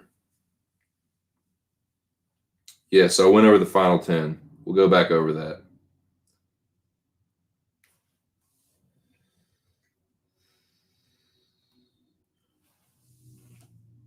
Excuse me. I wish you wouldn't do that when I'm here. Well, wishing one had and shitting the other. We'll see which one fills you up first. All right. No, I'm sorry. I'll try and limit it. I'll do my best. No promises. 11 people in the building. Shout out to the 11 people that are joining us. Me and the lady, and a fucking weed bong for the lady. Yeah, I think there's another hit in there too. But ash to me. There's a little bit. All the time trying to choke me. There's a little ash. No, because you're always like, you're gonna waste that thing. I mean, you do. You are wasteful, but sometimes you be trying to choke me with some ash. Well, saying. I just, where's the middle ground? Where's the middle ground, boys? I just can't find it. There isn't one. I guess not. All right. The final 10. Here we go. The final 10 are as follows in the Mecca. Shout out to the rabid dog. Without him, we would not be here talking about this right now. So shout out to Mr. Arkansas. In his Mecca competition, in this melee that is known as the Mecca, this fucking nuclear post-nuclear war apocalypse that we're living in, known as the Mecca. This is the final 10. MMA KO. KCOH, Jacksonville Zoe, Bro Picks, Guru, The Beast, the MVP. He's MVP unless somebody does something crazy, and I don't see it happening, man. DFS Brady, Money Motherfucking Mills,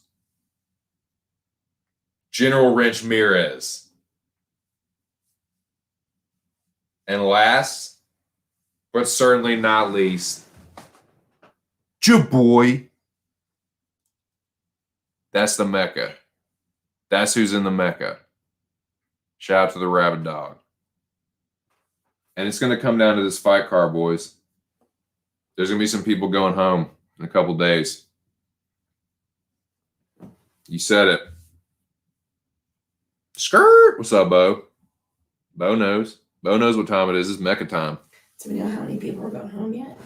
I think it's so man. Every time I say something about that, I'm just wrong, like an idiot, just a dumb fucking arky. So, like I'm just like Mr. Arkansas hasn't announced it yet. I think he did, but I just can't really remember, and I don't want to misquote him, man, because I already did that before, and I feel like a fucking retard. And then I have to go back and say, oh, sorry, I stupid, and not say the thing I'm supposed to say the thing, like I just don't fucking like idiot. But yeah, okay, so. It's like this, yo. It's straight up like this, yo. The Mecca is going to be gnarly. I know there's at least 2 people going home. I think that Ark said that it was going to be like 3 people up for elimination and 2 people going home, I think that's what he said. Like 3, like, because the higher power, I think it's going to be like 1 person getting voted off and then maybe the higher power with 1. I don't know for sure. Please don't quote me on this. If somebody else knows, they might be able to because I don't want one of these trolls to be like, oh, see 2 cents. You saying something about the Mecca, it's not true. Like a little fucking bitch. Like, no, I don't. I think that 3 people are going to be up for elimination, the bottom 3, and then 2 people are going home. I think that's what it's going to be. If anybody knows more than me, please say in the chat. Please. I'm not Mr. fucking know-it-all. Sometimes I like to think that I am, but I'm just a fucking arky here. I don't fucking know shit sometimes. You know what I'm saying? But no. I love my arkies, man. I love my arkies. Shout out to Mo. Shout out to Ark. Shout out to anybody else from the fine state of Arkansas. It's a damn fine state, boys. It's right there in the middle. Right there in the crossroads of America, boys. It's wild land. It's fucking wilderness. It's where the cattle trail ends, boys.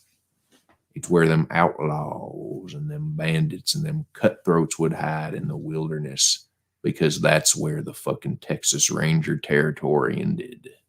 So they would hide there and plan their next attacks, their next fucking stagecoach robbery, their next fucking bank robbery, their next fucking shit. I can't think of anything else. That's the best I can do. I just got to interrupt you. Yeah, just interrupt my bullshit. Scooby-Doo, yes. I've been listening to Mr. Arkansas for the past 2 years. Trust me.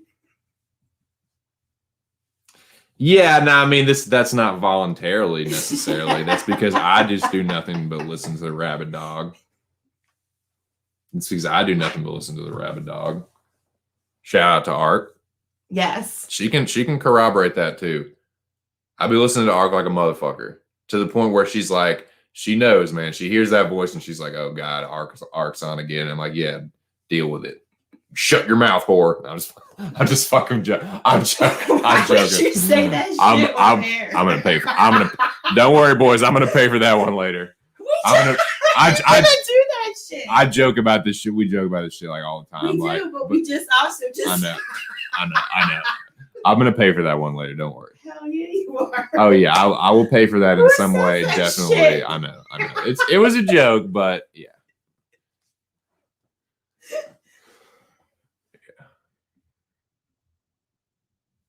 Arkansas going to school at the end of the day. Any bigger names in the bottom? Hey, dude. See, so he said Alex and Zoe going to be gone. Oh, yeah. 3 going home, half the guys in the bottom 5. Oh, yeah. So, no. Yeah. Ark did say that. So, it could, dude, anything could change, man. Anything can change. That's the thing about the Mecca, dude. Ark can throw a twist in there at any fucking point in time, man. So, just be fucking ready. You got to be fucking ready. You never know, man. You never fucking know. Dude, Ark is the rabid dog, man. He's in control of this whole fucking thing. He created this whole competition, this whole fucking crazy fucking juggernaut of a booby trap laden fucking apocalypse that we're in, boys.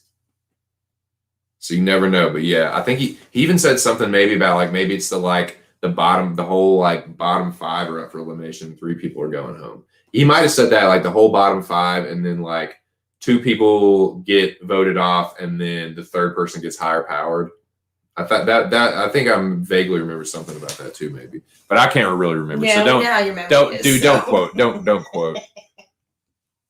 Oh man, I'm gonna be dude. I'm always in the doghouse, man. I always say something stupid. Like I always like try and win some argument. She's like, "Oh, okay, okay, I got you, loudmouth," and then I end up paying for it.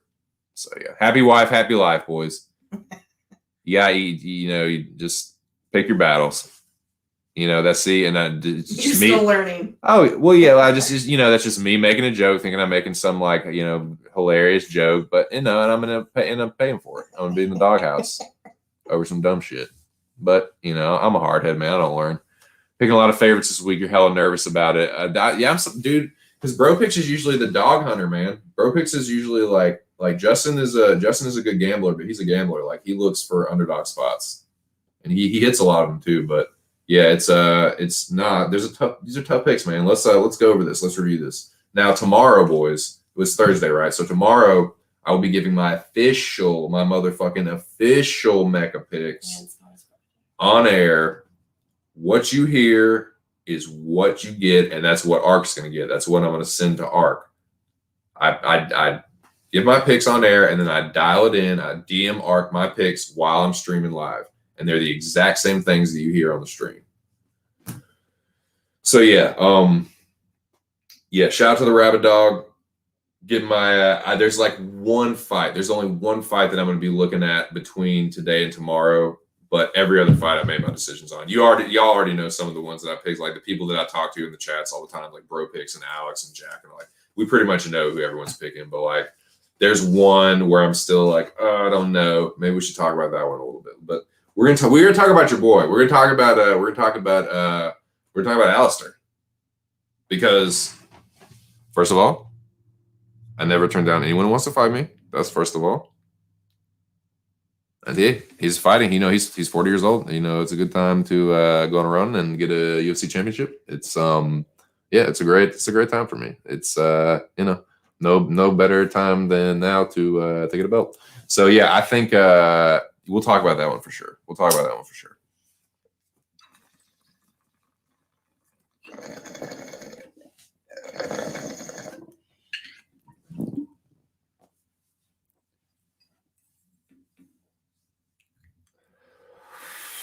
Alex said, "Damn, son." He said, "Oh shit, side eye." It is. I agree with that, Bro Picks. I agree with that. Dude. It's a tough one. It's a very tough one. Let me see what I got. Oh, dude, the other fraternity I forgot to say something about was Kappa Sigma. So I am actually technically a legacy at Kappa Sigma. Like my grandfather went to Kappa Sigma. He was in good standing there.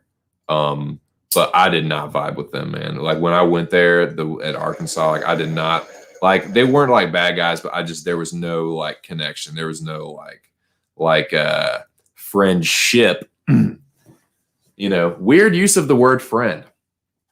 I had trouble imagining the friendship. No, I'm just joking. That's a bad joke. That made no sense either. I just didn't vibe with them. But just thought I'd mention that because I was talking about fraternities. I was pledging SIGEP, and then I dropped out of school. But yeah, let's look at this card. Now, a lot of people, this is actually, I'm surprised, man. This is kind of like been a split, like people are kind of going back and forth on it. And it is the Ode Osborne and Jerome Rivera fight.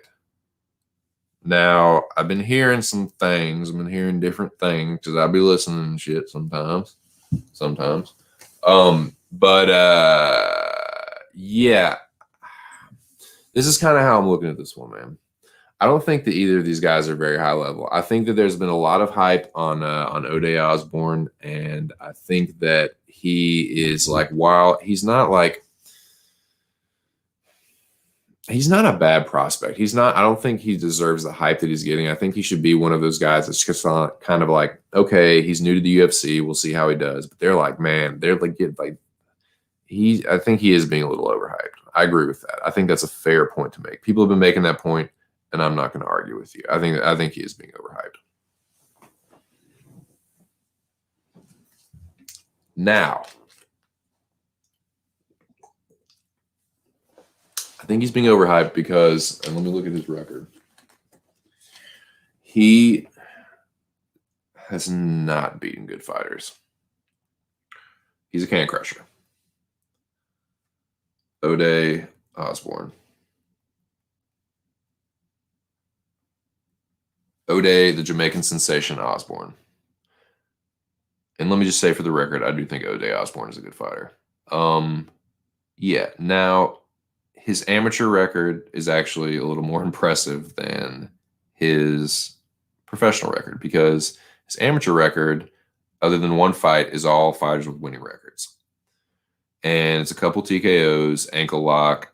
He has good submissions, man. He does. But yeah, like he can crushing, dude. Like Corey Galloway, 8-5. Kelly Offield, 4-1. Armando Villarreal, 5-1. Those are like his best wins. Now he lost to a guy that was 2-0, Antonio Sanchez, by decision. He got submitted with a knee bar by Jose Luis Calvo, who was 4-1 at the time. And then his most recent loss was to Kelleher. Now look, Kelleher is not a super great fighter, but he's not a bad fighter either. Like Kelleher is he's a good prospect gatekeeper. He's definitely a good prospect gatekeeper. Like he's one of those, like, if you can't beat Kelleher, like you are not like you. It puts the hype machines kind of in perspective, which is why I'm a little surprised that like people are. I mean, I think Ode Osborne is a good fighter. And I think that just people are kind of like shitting on him because while I do think he's overhyped, people are kind of shitting on him because he lost to Kelleher. But it's like Kelleher isn't a bad fighter. Like let's look at like Brian Kelleher's record. Look, Andre Sukumtoth is not a very good fighter, but he has a win over Sukumtoth. He has 2 wins over Julio Arce. He has a win over Alcantara, lost to Cheeto by armbar, knocked out Damian Stasic, decision over Barao. Now, granted, this is 2018 him and Barao. You know, he's just a shell of his former self. But then he gets knocked out by Lineker. Fair enough, dude. People get knocked out by John Lineker. He fucking cracks. Gets choked out gets Darce choked by Montel Jackson. That's not the best look. But then he beat Ode Osborne, knocked out Hunter Azure, decision loss to Stamen. That was a final, not a final form, but that was like Cody Stamen like fighting with like the basically like the ghost of his brother, like carrying him to victory. Like he fought a really good fight in that one. And then he guillotined Ray Rodriguez. So Kelleher is like, I don't know why people like say that he's like, look, let's see, 1, 2, 3, 4, 5, 6. 1, 2, 3. He's 6-4. He has a winning record in the UFC. Like it's not the best record, but he's not a fucking bum. He has a winning record in the UFC. He has a couple decent wins. Hunter Azure was a prospect, and he knocked that motherfucker the fuck out. So, yeah, I don't see why Kelleher is such a bad loss. But yeah, he's being overhyped a little bit. Now, let's look at Jerome Rivera real quick. Oh shit, Justin Jr., 2 Cents. Have you seen the BKFC? No, I have not, Justin Jr. Let's see what Bo Jackson has to say. His picks are Osborne, Procopio, Carol Rosa, Devontae Smith, Valieve, Rodriguez, Johnson, Carlos Diego Fajeda, Cody Stamen, Alexandre Pantoja, Corey Sanhagen, Alistair Overeem, and he's torn on. Yeah, old lady likes to hear that. We are Ream team over here, Bubba. And torn on the Zalal Sungwoo Choi fight. Zalal Sungwoo Choi.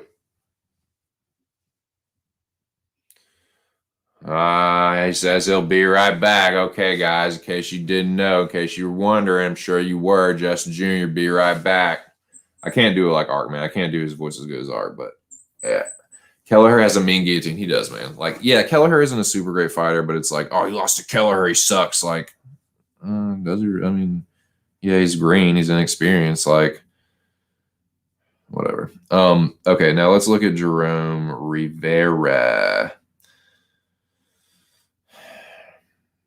I would say that it's a fair statement that neither one of these guys are super high level. This is not like a super high level UFC fight, but I think it's the bottom of the UFC, like the bare, not bottom, but like the standard, like the standard of the UFC, like starting out. You know what I'm saying? I'm struggling to find the words, but like a good, like, okay, you guys are both like starting off in the UFC, like it's a good like debut level fight is what I'm trying to say.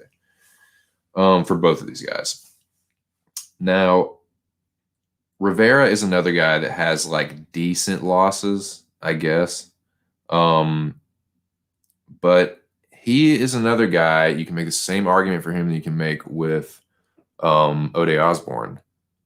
Crushing dem tomato cans. Can fucking crushing. That's where the term can crushing comes from. Because a tomato can, traditionally in boxing, is a fighter that is there to be crush. You think of this and you crush this. And you crush and you crush and you crush. So that's why can crusher, yeah, it's not the best thing to be, but if you're a fighter and you're good, you go and crush some cans. You can look at any great fighter and look at the beginning of their record. There is some cans to be crushed. That's what they're there for, man. And salute to the cans. I probably would have been a can if I had pursued my fighting career. I never had a fight, man. I was getting ready for my first amateur boxing fight and I hurt my back. I've said this a million times. I was getting ready. I was sparring. Coach said, yeah, just be ready for the first fight. I'm going to try and get you one. All right, cool. Because these other guys that I was sparring with, they had amateur fights. They had been in Golden Gloves, in our state's Golden Gloves before. So they'd already like, okay, I'm sparring with these guys. I'm holding my own. I'm doing good. He's like, okay, I'm going to get you a fight. Pull my back. Hurt my back. Again, for the third time, I was like, I can't do it. It's like, fuck. I was discouraged, but whatever. But who knows? I probably would have been a can. Like, I wasn't anything like super special. I was like decent. Like I said, I could hold my own with guys that were like amateur level, but there's just cans out there, man. Like there's guys that like, they aren't very good at fighting, but they want to fight, or they're just, those are real cans. These guys that like have won like regional, like UFC fighters, like even making it to the UFC, you're not really a can. You're can relative to UFC fighters. But like, dude, bro, you should see some of the people that are in amateur boxing and amateur MMA. You should see what a real can is.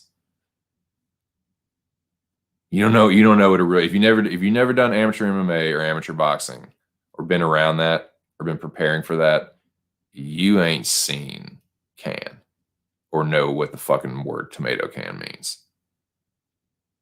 Let's say that.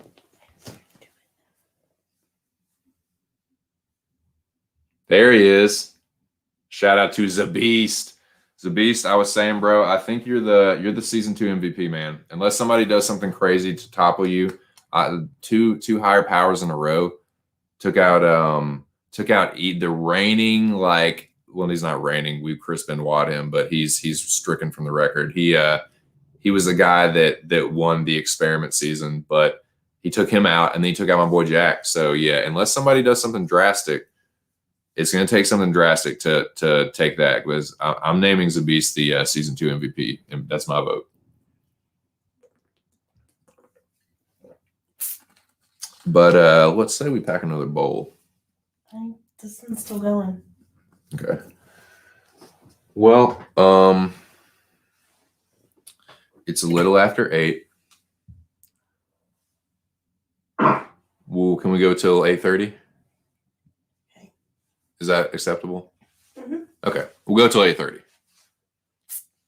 because I want to talk a little bit more about a couple of these fights, and I'll keep the other ones brief, because there's one that I'm still taping.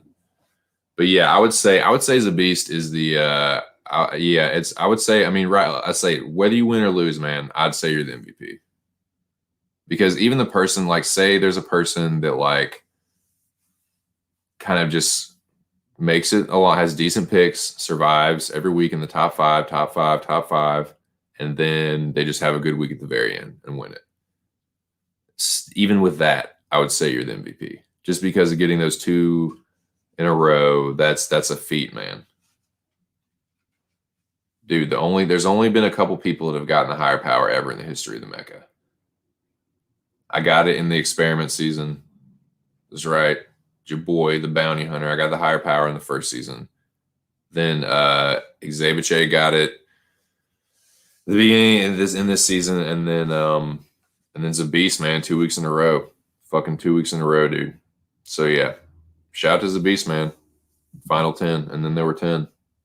And then there were fucking 10. But yeah, we're gonna go till about 20 more minutes. Yep. Yeah, I'm trying to get that higher power, man. I'm trying to win this motherfucker, man. Shout out to the people that are still in the Mecca, but I'm coming for that number 1 spot, dude.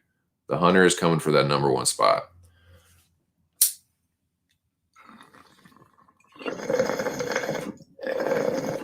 Okay, let me wrap up this Osborne and Rivera talk.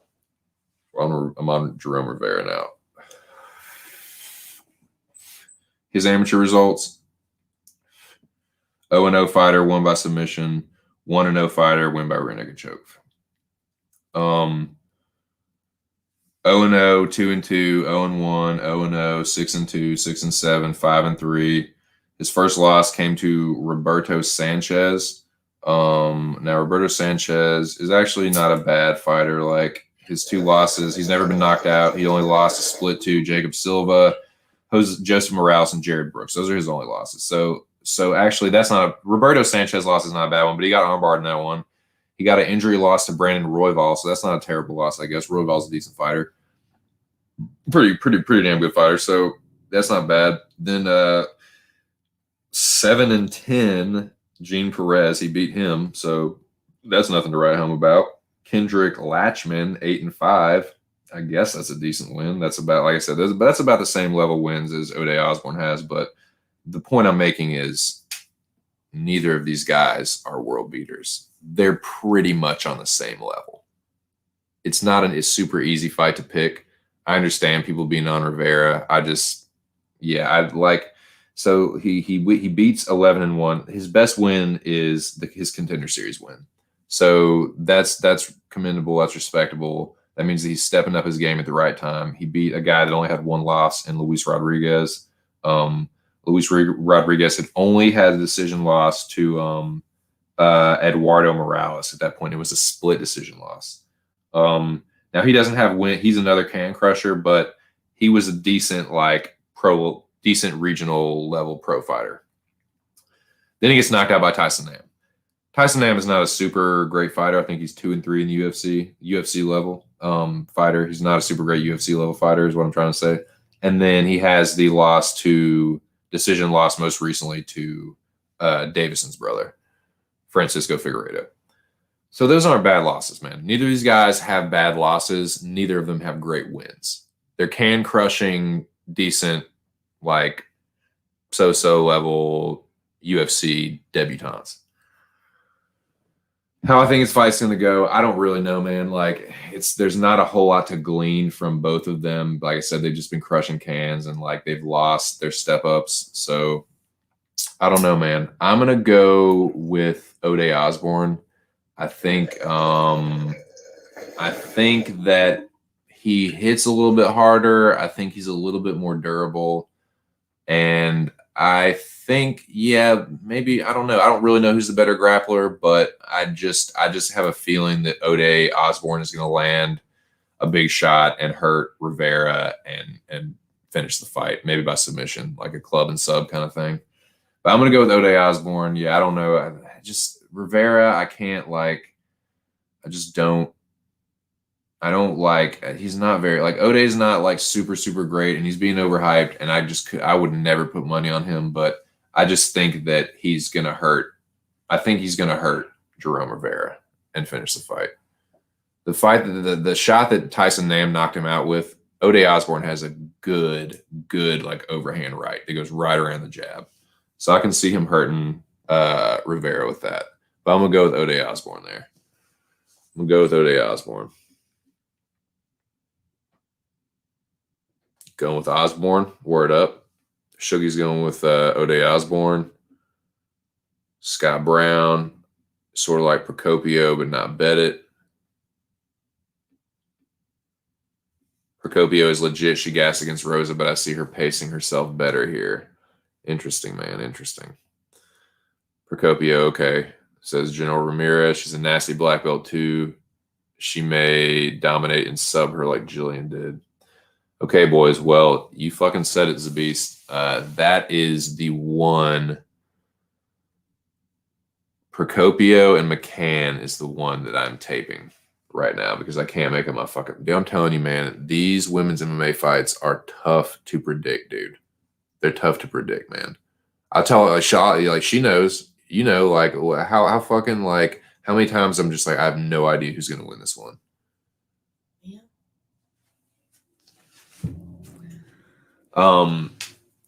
But yeah, okay. So let me go through this car right quick, and then I'll wrap it up here. And I got 15 minutes. Got about 15 minutes. But yeah, I'm gonna go with Ode Osborne. I don't think super highly of him, but I think even less of Jerome Rivera. So I'm going with Osborne. Rivera might prove to be the better sort of mid-level prospect, but I like Osborne to get the nod to get it done in that one. I think he's going to hurt him and either knock him out or club and sub him. But yeah, let's see. UFC. Sketty. Check the Sketty. All right, yeah. Yeah, Valieve and Martin Day. Yeah, I don't want to talk about that one. The Sungwoo Choi and Zalal. I think I've talked about that one. Yeah, McCann and Procopio. Yeah, I'm fucking struggling with that one, boys. I'm gonna be taping this, but let me just look at these real quick. Let me look at these fights. These fighters, I mean. Yeah. Yeah, so McCann's 3-2 in the UFC. 3-2. She lost her debut to Jillian, got choked out like who said that? I think Zabi said that. Yeah, Zabi said that before. Yeah, right there. God, 2 cents, you fucking retards, right there on the screen, literally. Which one I was like looking for it in the stream, like scrolling up, it's right there on the screen. Fucking idiot.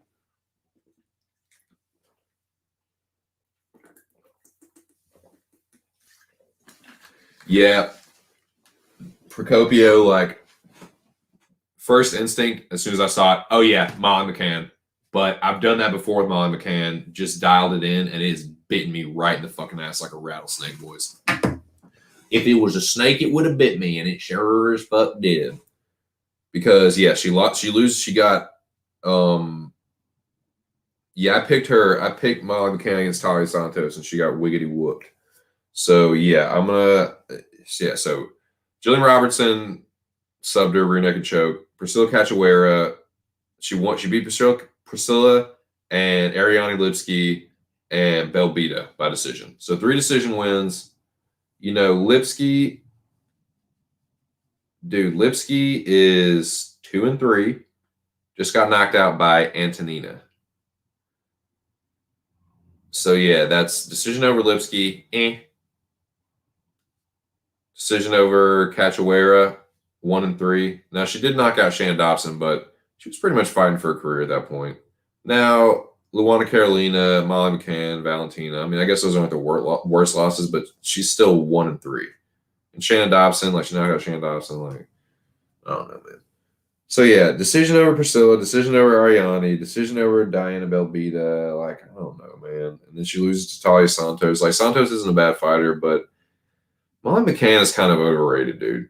Molly McCann is kind of overrated. I know people really like her. She has like a warm personality. She's very like friendly. She's cool. Like, she's got the like, you know, the cute British accent. Like, you know, a lot of people just like her. I mean, there's a lot of dudes that simp for her too, but like, I don't know, man. She's kind of overrated. Like, I might pick her here, but like I said, my first instinct, my knee jerk was like, oh yeah, pick McCann. But like, I don't know, man. I'm seeing more and more people kind of on Procopio, and so I'm gonna take this one and make sure that like I can see McCann winning like kind of like a wrestling heavy decision, but then I can also see Procopio like subbing her, dude.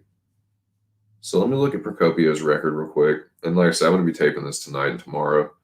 Like, Procopio has less fights than Molly McCann for sure, and she's like, her best win is like either Marina Moraes, which is who's 12-6, and then City Roca, who's 9-4. Because before that, it was a win over 3-2, a 0-0, and 0-1, and then another 0-0 amateur. She had one amateur fight. So Procopio has way less experience, like way less. But Molly McCann isn't anything special. So I'm going to have to tape this. I'm going to see like what Procopio is like off her back. I mean, it's just hard to know like how much McCann has improved.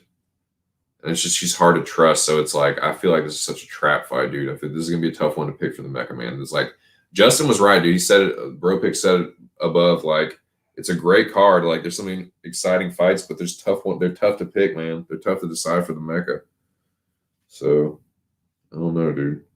That's going to be one I'm taping. I'm also taping, I'm also going to tape.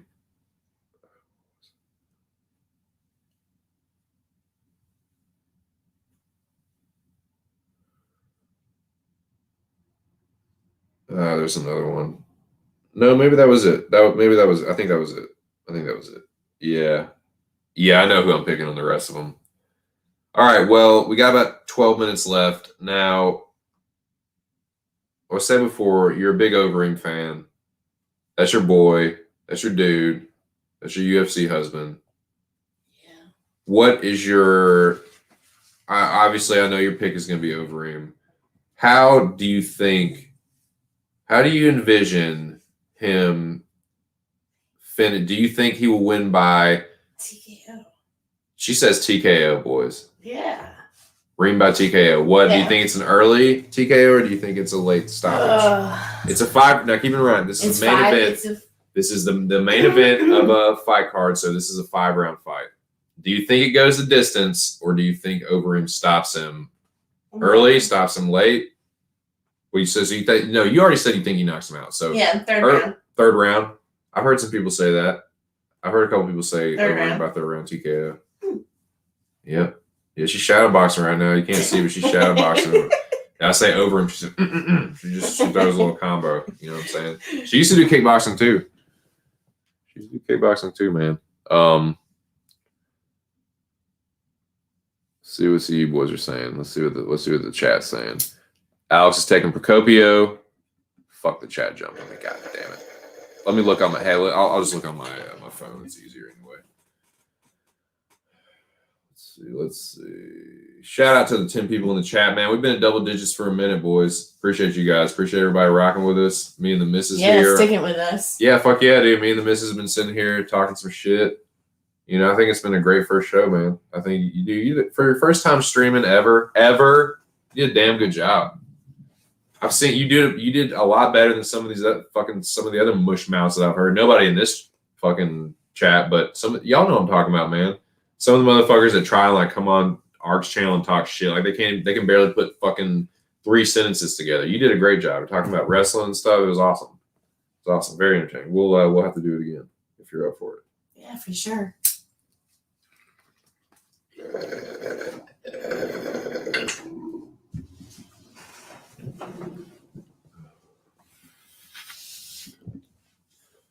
Bums, all bums. Men who are unable to achieve. Cowards.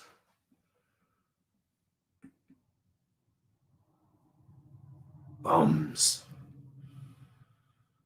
Do you see Procopio output versus Rosa?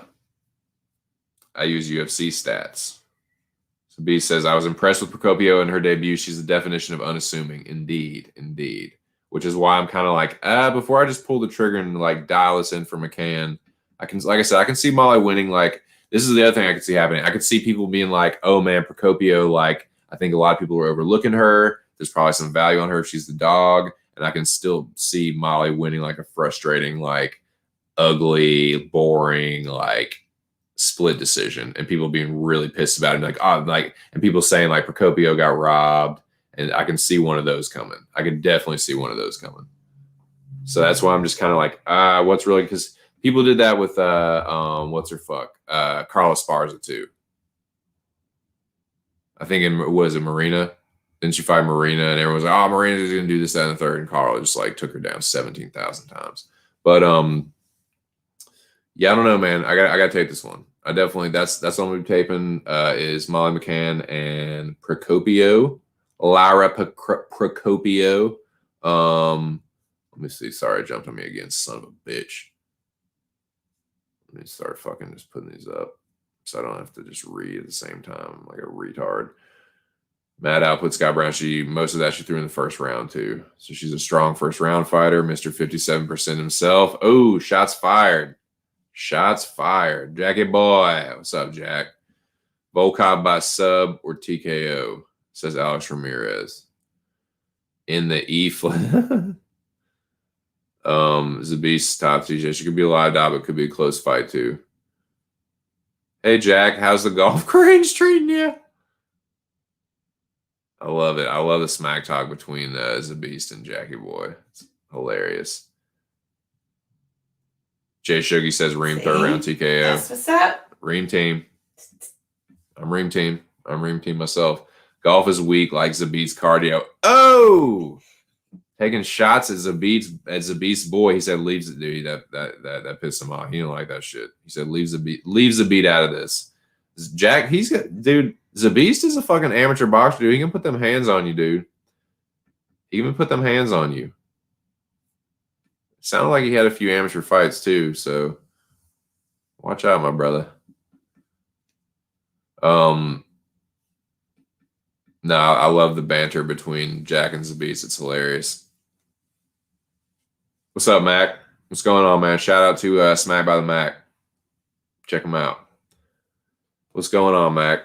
Fucking love Esparza because she's yeah, man. People sleep on her, dude. Yeah, I know like her style can be kind of annoying, but like a lot of people do that all the time. They're like, yeah, she sucks. She got knocked out by Yuan. She fucking sucks. I'm like, all right, she's gonna take this girl down like 7,000 times and win. Watch. Yeah, dude. I swear to God, I said that in the Marina Rodriguez fight. And I was like, yeah, whatever, do whatever. And people were like, screaming robbery. I'm like, I told you, dude. I told you. She's gonna take you down. She's gonna take her down. She's gonna win a split decision. Everyone's gonna be fucking pissed. That's exactly what happened. But yeah, I think. Yeah, I don't know, man. I got to tape this one. I really got to tape it.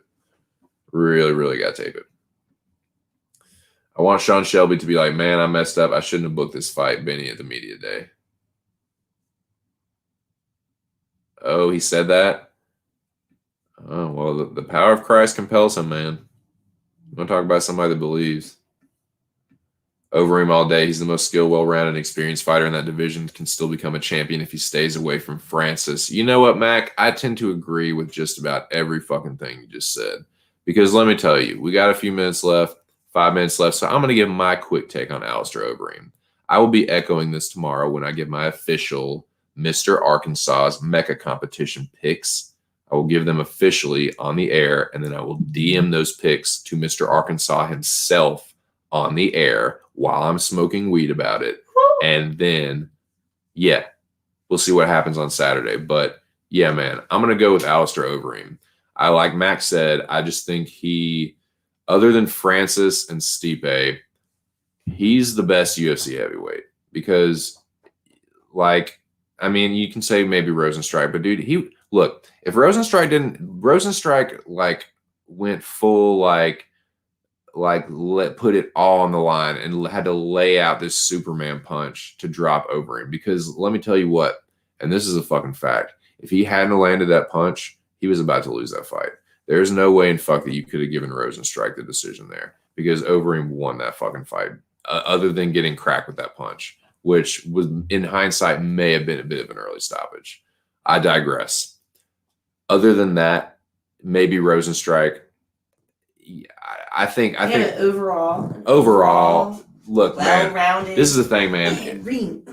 Dude, he's fucking good, man. He's good people. He's good, man. He's a fucking Overeem is a character, man. He's been champion in other organizations. He's been like a top contender for a while, even at 40. I mean, yes, the heavyweight division, but look, like Overeem has some incredible wins. I went over it like when Nick shout out to Boston Nick when we were it was like a couple days ago, I think, on stream. Dude, everyone knows he has a glass jaw at this point. And but he's not getting knocked out by bums, man. He's getting crushed by like the best in the world. Like, especially lately, dude, Ngannou and Stipe, those are two of his most brutal knockouts recently because they were like unconscious knockouts. But it's Ngannou and Stipe. Right. Did you see what Francis Ngannou did to Jairzinho Rosenstrike? Jairzinho Rosenstrike was completely unconscious. When Francis landed that left hook, Jairzinho Rosenstrike was in the same shadow realm that Overeem was in. They were hanging out together and fucking holding pads for each other in the shadow realm because they both got sent to the same place by Francis. So like, yeah, Overeem, he's kind of chinny. He's pretty damn chinny, like for the heavyweight division, but it's because he's fighting top 10 fighters every time he's going out there, every single time. And this is how I look at this fight. To me, this is a true 50-50 fight. I really believe that. As much as I love Overeem, I'm going to be honest with you. This is a true 50-50 fight. I'm going to take Overeem in the coin flip. Yep, that's fine because he will prevail. I'm taking Overeem in the coin flip. And I think that, I'm kind of seeing like, I think it might even be earlier than that, dude, because I'll tell you what, Volkov has a good takedown defense, but if Overeem gets him down, man, dude, other than Curtis Blades and the champ himself, Overeem has some of the nastiest ground and pound there is. He knows how to keep top position. He's a big, big boy. He's a big boy for that. As Sinclair would say, for that. He always says for that. I don't know why, but it's totally redundant, but anything for that. Yeah, he's a big boy for that. So, dude, Overeem is a glass cannon. If you can't find the off switch, you're going to get fucked up and knocked out. Ask Walt Harris. Ask Olynyk. Ask Mark Hunt. Ask Junior Dos Santos. Ask any of the other guys that have been chinned by fucking Alistair Overeem. And I was going over his record with Nick. Good night. Knockout. It's knockout, knockout, knockout, knockout, knockout, knockout, knockout, knockout. Some of them are losses. But all the wins. Knockout, knockout, knockout. Like wins and losses. Doesn't matter what. Knockout, knockout, knockout, knockout, knockout, knockout, knockout. I think he's gonna knock out Alexander Volkov. I think that he's gonna because look, Overeem does kind of what Arlovsky does now. Like he does the outside, like stay on the outside and like play he'll throw leg kicks and he'll look for like long distance like crosses and look to counter strike. But when he finds the mark, dude, Overeem, the last thing to go is power, dude. Overeem has ridiculous power. Like, he is a hard-hitting motherfucker. He put Stipe on his fucking ass, dude. He was if he hadn't gone for that guillotine and had just ground and pounded and just kept swinging, he probably could have been champion right now, dude. He was this close to being fucking champion. So, I don't know, man. I don't think Alexander, I know that because Overeem, dude, if this was 5 years ago, Overeem would clean his fucking clock, and it's not even close. Like, he would fucking, if this is 5 years ago, Alistair Overeem would fucking destroy Alexander Volkov in the first round. Knockout. Stone cold knockout. Now it's a 50-50 fight because of his chin. Because if Volkov does catch him with a good one, like if he catches him with a front kick, like kind of like Travis Brown did to Overeem, like catches him with a front kick, I can see that because Alexander Volkov, he have a very good karate do. Kyokushin Kaikan Karate Do. He Maegeri Chudan. That's how he knocked out Walt Harris. It's a front kick. Maegeri Chudan. Maegeri is a front kick, and Chudan is Chudan level, stomach level. Perfect textbook Maegeri Chudan right to the stomach. Take this. So yeah, Overeem's got to watch out for the front kick. The Chudan and the Jodan level front kick of Alexander Volkov. I'll set it and shout out to Jackie Boy. I was in his stream, or not in his chat, the chat of his stream earlier, and I said someone was asking about Overeem and his power and how it relates to Volkov, and I just kind of gave an assessment, and I'll just echo that here. I think that Volkov has the advantage in the kicking game. I think he has the advantage in the durability. He's more durable than Overeem. But it's heavyweight, so the durability and that almost kind of not gets canceled out, but just about damn near gets canceled out, because while yes, some guys are more durable than others, anyone can get knocked out at heavyweight because they're all big boys and they're all like that, dude. It doesn't matter. You can be someone that's it can be you've never been knocked out before, and you can just get, and dude, Overeem, you don't find the off switch to Overeem. You are literally standing right in front of a fucking howitzer, and there's it's got a shell in the fucking chamber. You don't find the off switch against Overeem, you are going to get turned off. You are going to get put to sleep. So I'm going to say, Volkov has a kicking game. I think Overeem has better punches, man. I think Overeem he's got a better left hook. He's got a fucking nasty. I think he has it's close, but I think Overeem has a little bit more power. I think Overeem has a little more one punch knockout power than Volkov does. But Volkov is definitely powerful, and Volkov has good straight punches. Volkov is a very, very skilled striker. He's a good kickboxer. He has a lot of knockout wins. He's a beast. This is a great fight. It's a 50-50 fight. But I just think overall, I'm going to lean with the guy that has more experience, that has beaten better fighters, and that has just had the experience of Overeem. It's so extensive, man. You're talking about a guy that has damn near 50 pro fights. He's a legend, dude. He's a legend of the fight game. Overeem has some of the craziest wins that I've ever fucking seen in my life. His knockout over Badr Hari, his knockout over Mark Hunt, his knockout over, like I said, dude, he was this close to knocking out Stipe, dude.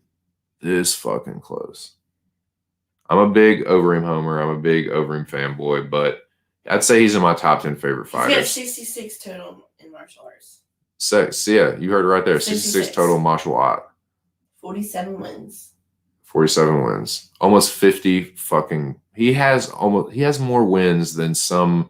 Look at Adesanya, dude. Their whole record. Mixed martial arts wise, I know Overeem's a good bit. Overeem's 6 years older than Adesanya. No, he's 8 years older than Adesanya. But he has more wins than Adesanya has fights. Put it like that. Put that in perspective. So yeah, I'm gonna go with Overeem. I just think he's overall just a little bit better. Volkov has a kicking advantage. Overeem, I think, has a slight power advantage and the punching advantage. I think the crisper looking shots will come from Volkov, but Overeem is super accurate. Overeem is one of the most accurate strikers in the UFC statistically. You can look that up. Overeem is very incredibly accurate with his strikes. That's why he's got so many goddamn knockout wins. It's 10-25. And this is true. This is true for real. You can take this to the fucking bank. There is no one in the heavyweight division, and I repeat, no one that is nastier in the clinch than Alistair Overeem. No one. If you clinch up with Overeem, you are about to get knocked the fuck out. Overeem has the nastiest knees in the heavyweight division. You clinch up with Overeem, you are about to get fucked up, buddy. I don't care who you are. You do not clinch up with Alistair Overeem unless you want to get knocked out, because it's going to happen. Ask Mark Hunt. Face first. Wow. So yeah, I'm gonna go with Overeem, man. I'm gonna go with Overeem. It's a close fight, 50-50 fight. I'm not mad at anybody. It's not my most confident pick. It's not my least confident pick. I'm medium confident. Feel pretty decent about it, but know they could also go the other way. That's pretty much how I look at it. There's a very real possibility that Volkov can knock him out in the first round, and I'd be heartbroken. I'm sure you would be too. But I think he's gonna do it, man. I think he's gonna weather the storm, and I think that he's gonna eventually. I see him taking Volkov down. I really see him getting Volkov down at some point, because Yeah, Volkov has good takedown defense, but I don't care who you are. If you're fucked up and stunned, like I see Overeem catching him with something. This is my little prediction. I say at some point, I don't know how it's going to be, but Overeem's going to hurt him. Overeem will hurt him at some point. First round, second round, third round. I don't know. I think that Overeem's going to put him away early. I think it's going to be within 3 rounds, and I'm going to say that he hurts him with something, gets it to the ground, and then just TKOs him. Like just smashes him with ground and pound. Either that or Volkov gives up his back and Overeem rear naked chokes him. But I got Overeem by finish. Yeah, I'll say second round. I'll say second round finish. Well, his last fight was second round. I'll say yeah, that's when he knocked out Walt. Yep. Yeah. So yeah, I'll say Overeem by second round TKO, ground and pound, GP. So yeah, that's and I think we'll just kind of like we'll wrap it up on that point. We went over 8:30. So yeah, what's up, MMA KO? Another Mecca competitor. Shout out to the Rabid Dog. Shout out to the Rabid Dog, baby. Hold up. Let me scroll up a little bit. Sorry, I missed the chat. I was just giving my little spiel. Did you watermark that new insignia, Jack? No, there's any point if they want to, they could just screenshot it with a watermark over the top. Yeah, they always do that. Those weirdos always do some shit, man. That's the thing. Like, that's how we know that one another are real. Is we know each other. Like, we have each other's like contact information. We can DM each other and be like, yo, that's not me. That's not the real me. So that's how we know. Challenge response, some code word that I'll know it's you. I can give you, we'll figure it out. We'll figure it out. Yep, just keep changing it. Keep changing it up. But yeah, salute to MMA KO in the building, a Mecca competitor, a Mr. Arkansas's Mecca competitor. Let's see, where's my water? God, I'm cotton mouth dry, boys. Let me take another hit and I'll pass it to the lady here. But yeah, thank you for rocking with us, man. I think this was a great stream. I had a really good time. Did you have a good time? Yeah, it's great. Yeah, would you like to do it again sometime? Well, shit, yeah. You heard it, boys. We'll be back either next week or the week after that, whatever she feels like. Will you meet me in person? What do you feel like? I know. I look better in real life. I know it's Kanye, but I always like that song. 100 backups. Ha. Good business. My name is Robert Bruges, aka Bobby Bottle Service, aka my bottle service. And trust me, darling, I will make sure you're protected whatever happens here. Okay, shut up. I'm getting a test message. Yes, cool idea. Have an ID code word. It's very much a good idea. It's so tough trusting Reem's Scarface to not get cut or KO'd. Yeah, I mean, that's the risk you take, man. But he is the ultimate glass cannon. It's going to be a KO one way or the other. Either lose by KO or he is knocking your boy the fuck out. Know that shit. At least we know his skin recovers quickly. Yeah, his sometimes you get knocked out and you get your skin grafted back on, and this is what I do, But I never turn down anyone that wants to fight me. That's first of all. I'm working on my Overeem impression, but yeah, thanks, dude. Appreciate it. So you like it? Appreciate it, Nick. Yeah, thank you. Appreciate you stopping through. Yeah, man. That was a good cook session. Always in disbelief when people count them out. Yeah, like I don't get it, man. Like it's like Overeem. Like every time he gets knocked out, and everyone's like, "Oh, he's a bum. He sucks." Like, dude, he got knocked out by Francis Ngannou. Did you not see what Francis Ngannou does to every man on the planet? He's a beast. Francis is a beast. Francis is the predator for a reason. Francis is a ridiculously scary human being. He's another one. Good people. Yeah, Francis is cool. I think I've said this, and people are going to tell me I'm crazy, and that people have been telling me I'm crazy. I'm saying Anu. I think Francis is going to catch Stipe this time. I love Stipe. I do. Stipe Miocic is a great fighter. He's a good role model. He's a good representative. All that stuff. I think he's the heavyweight GOAT. But I think Francis is going to catch him this time. I think he's going to be looking great. He's going to be winning the fight, and Francis is going to catch him this one because while he's still the better overall fighter, and Francis won't be able to improve that much with his ground game.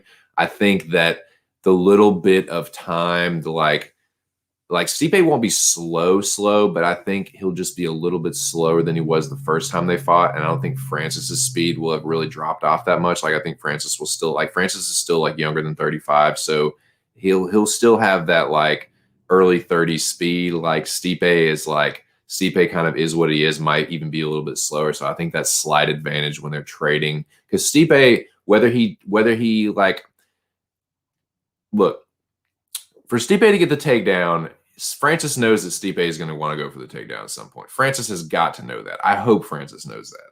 He has to know that.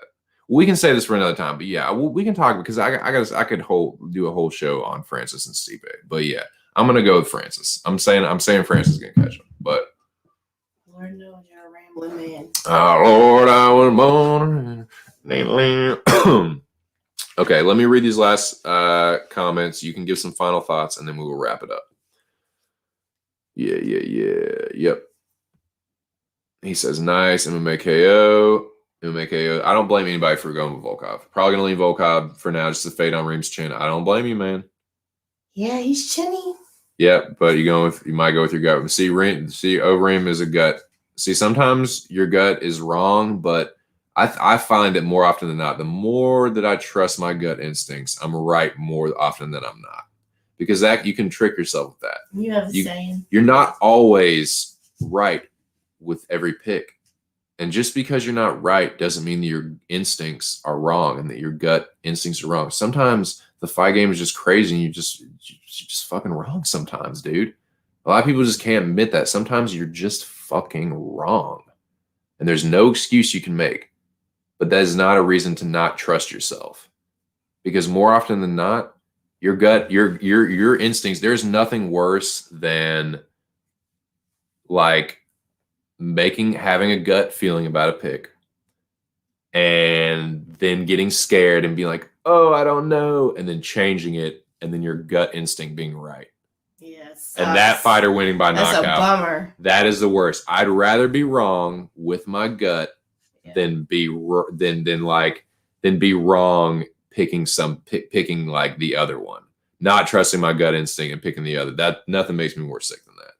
So yeah, I usually always say trust your gut instinct, but that's me. Don't tell me.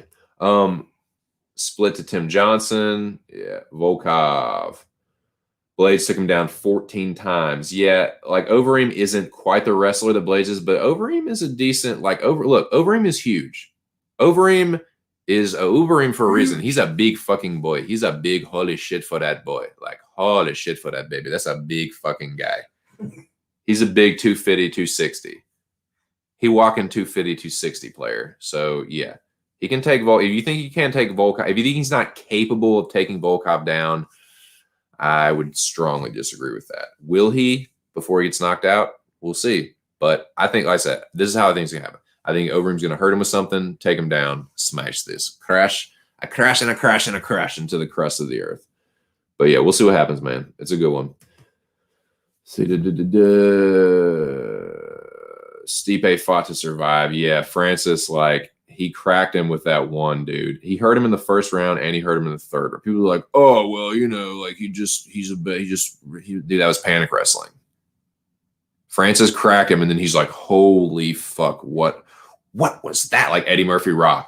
What was that? Elib goes, hey guys.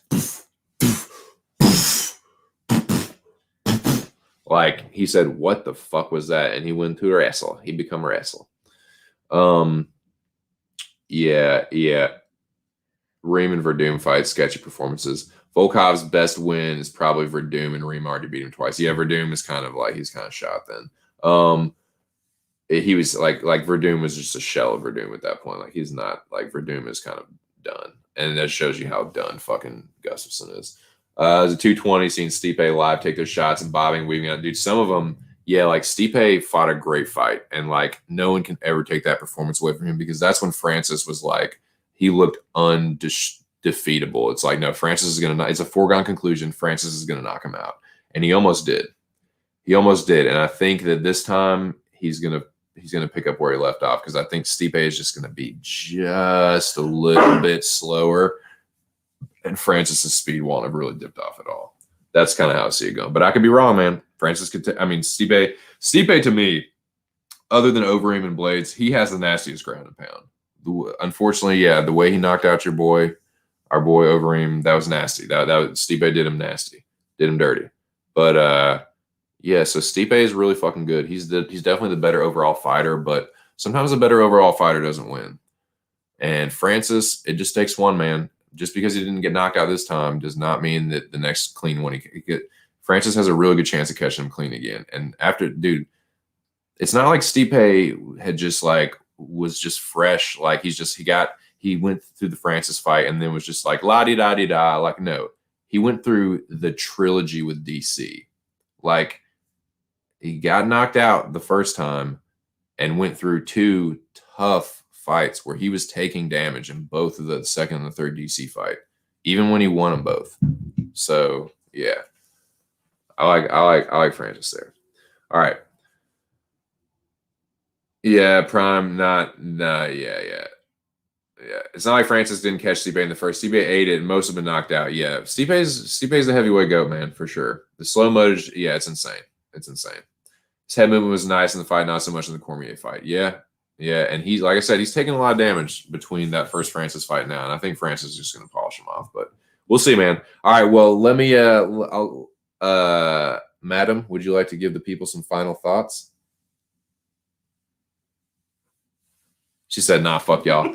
No, she's just this is her first time streaming. Like it's I'm kind of putting her on the spot, so I'm sorry about that. No, I had a good time, and then I hope everybody wants me back, and I'll join if you guys do. Fuck yeah, dude. What do you think about that, boys? Would y'all like to see the lady back on another stream, maybe next week or the week after? Did y'all enjoy this? Would you she's definitely not gonna want to do it with me every day, but it might be like a every other week, or maybe if I can talk her into it, like a weekly show. We'll see. But what did you guys think, man? Did you enjoy this this couple stream here? Well, I certainly did. I had a great time. I thought, like I said, for your first time streaming, I thought you did a great fucking job. I thought it was a blast, and I definitely want to do it again. But yeah, we're gonna wrap it up here, boys. So yeah, that was your final thoughts. Nick Ramirez says, cool. Max says, enjoy both the input, rock and roll. Appreciate the feedback, fellas. Appreciate it. Yeah. Thank you guys. Fuck yeah. Yeah, so we will, it sounds like the people liked what they heard. So yeah, we'll talk about maybe doing it next Thursday. And if we can't work that out, maybe the Thursday after that. Because I like this Thursday time slot if we're gonna do this thing. So yeah. We'll see what happens next week, but I appreciate everybody for coming through. Yeah, for the lady and myself, before I get out of here, big shout out to Mr. Arkansas, the Rabid Dog. Shout out to all the people that are in the Mecca, Arcs Mecca. Shout out to the Final 10. Shout out to all the people that joined us in the chat. Shout out to all the boys over at PSR, Pub Sports Radio. I'm sure you check them out too. But yeah, man, thank you guys. Appreciate everybody that came through. Y'all the shit, man. It's a good time. It's a good time. Yeah. You have any single friends in Chicago? She says no. No. Sorry, SB. Sorry. Appreciate it, Jack. And also with you. He said, may the force be with you, and also with you. This is the way. This is definitely the way, Mac. Scott Brown gives a thumbs up. Nick Alexander says we're a power couple. Oh, we just touched wedding rings. That's our shit. It's like our power ring shit. But yeah, appreciate it, guys. Yeah, y'all make this stream happen, man. So thank you. Thanks to every one of y'all. And like I said, we'll probably be back at it next week. But I will definitely be back at it tomorrow. I'm going to give my official Mecca picks, and I'll DM him to Arc. And then we got Mecca day after tomorrow, boys. Day after tomorrow. We got fights. We got Arc's Mecca, and I'm fucking excited. I'm going to be real high about it. And yeah, I gotta tape McCann and Procopio But then again, I'm gonna fucking dial them in, boys. All right. Well, thanks again, fellas. Really appreciate it. For the lady and myself, this has been Mr. and Mrs. Just My 2 Cents. Shout out to the Rabid Dog, Mr. Arkansas. Shout out to the boys at PSR, Pub Sports Radio, and shout out to each and every one of you guys. Thank y'all so much, and I will catch y'all on the flip side. Peace. Peace.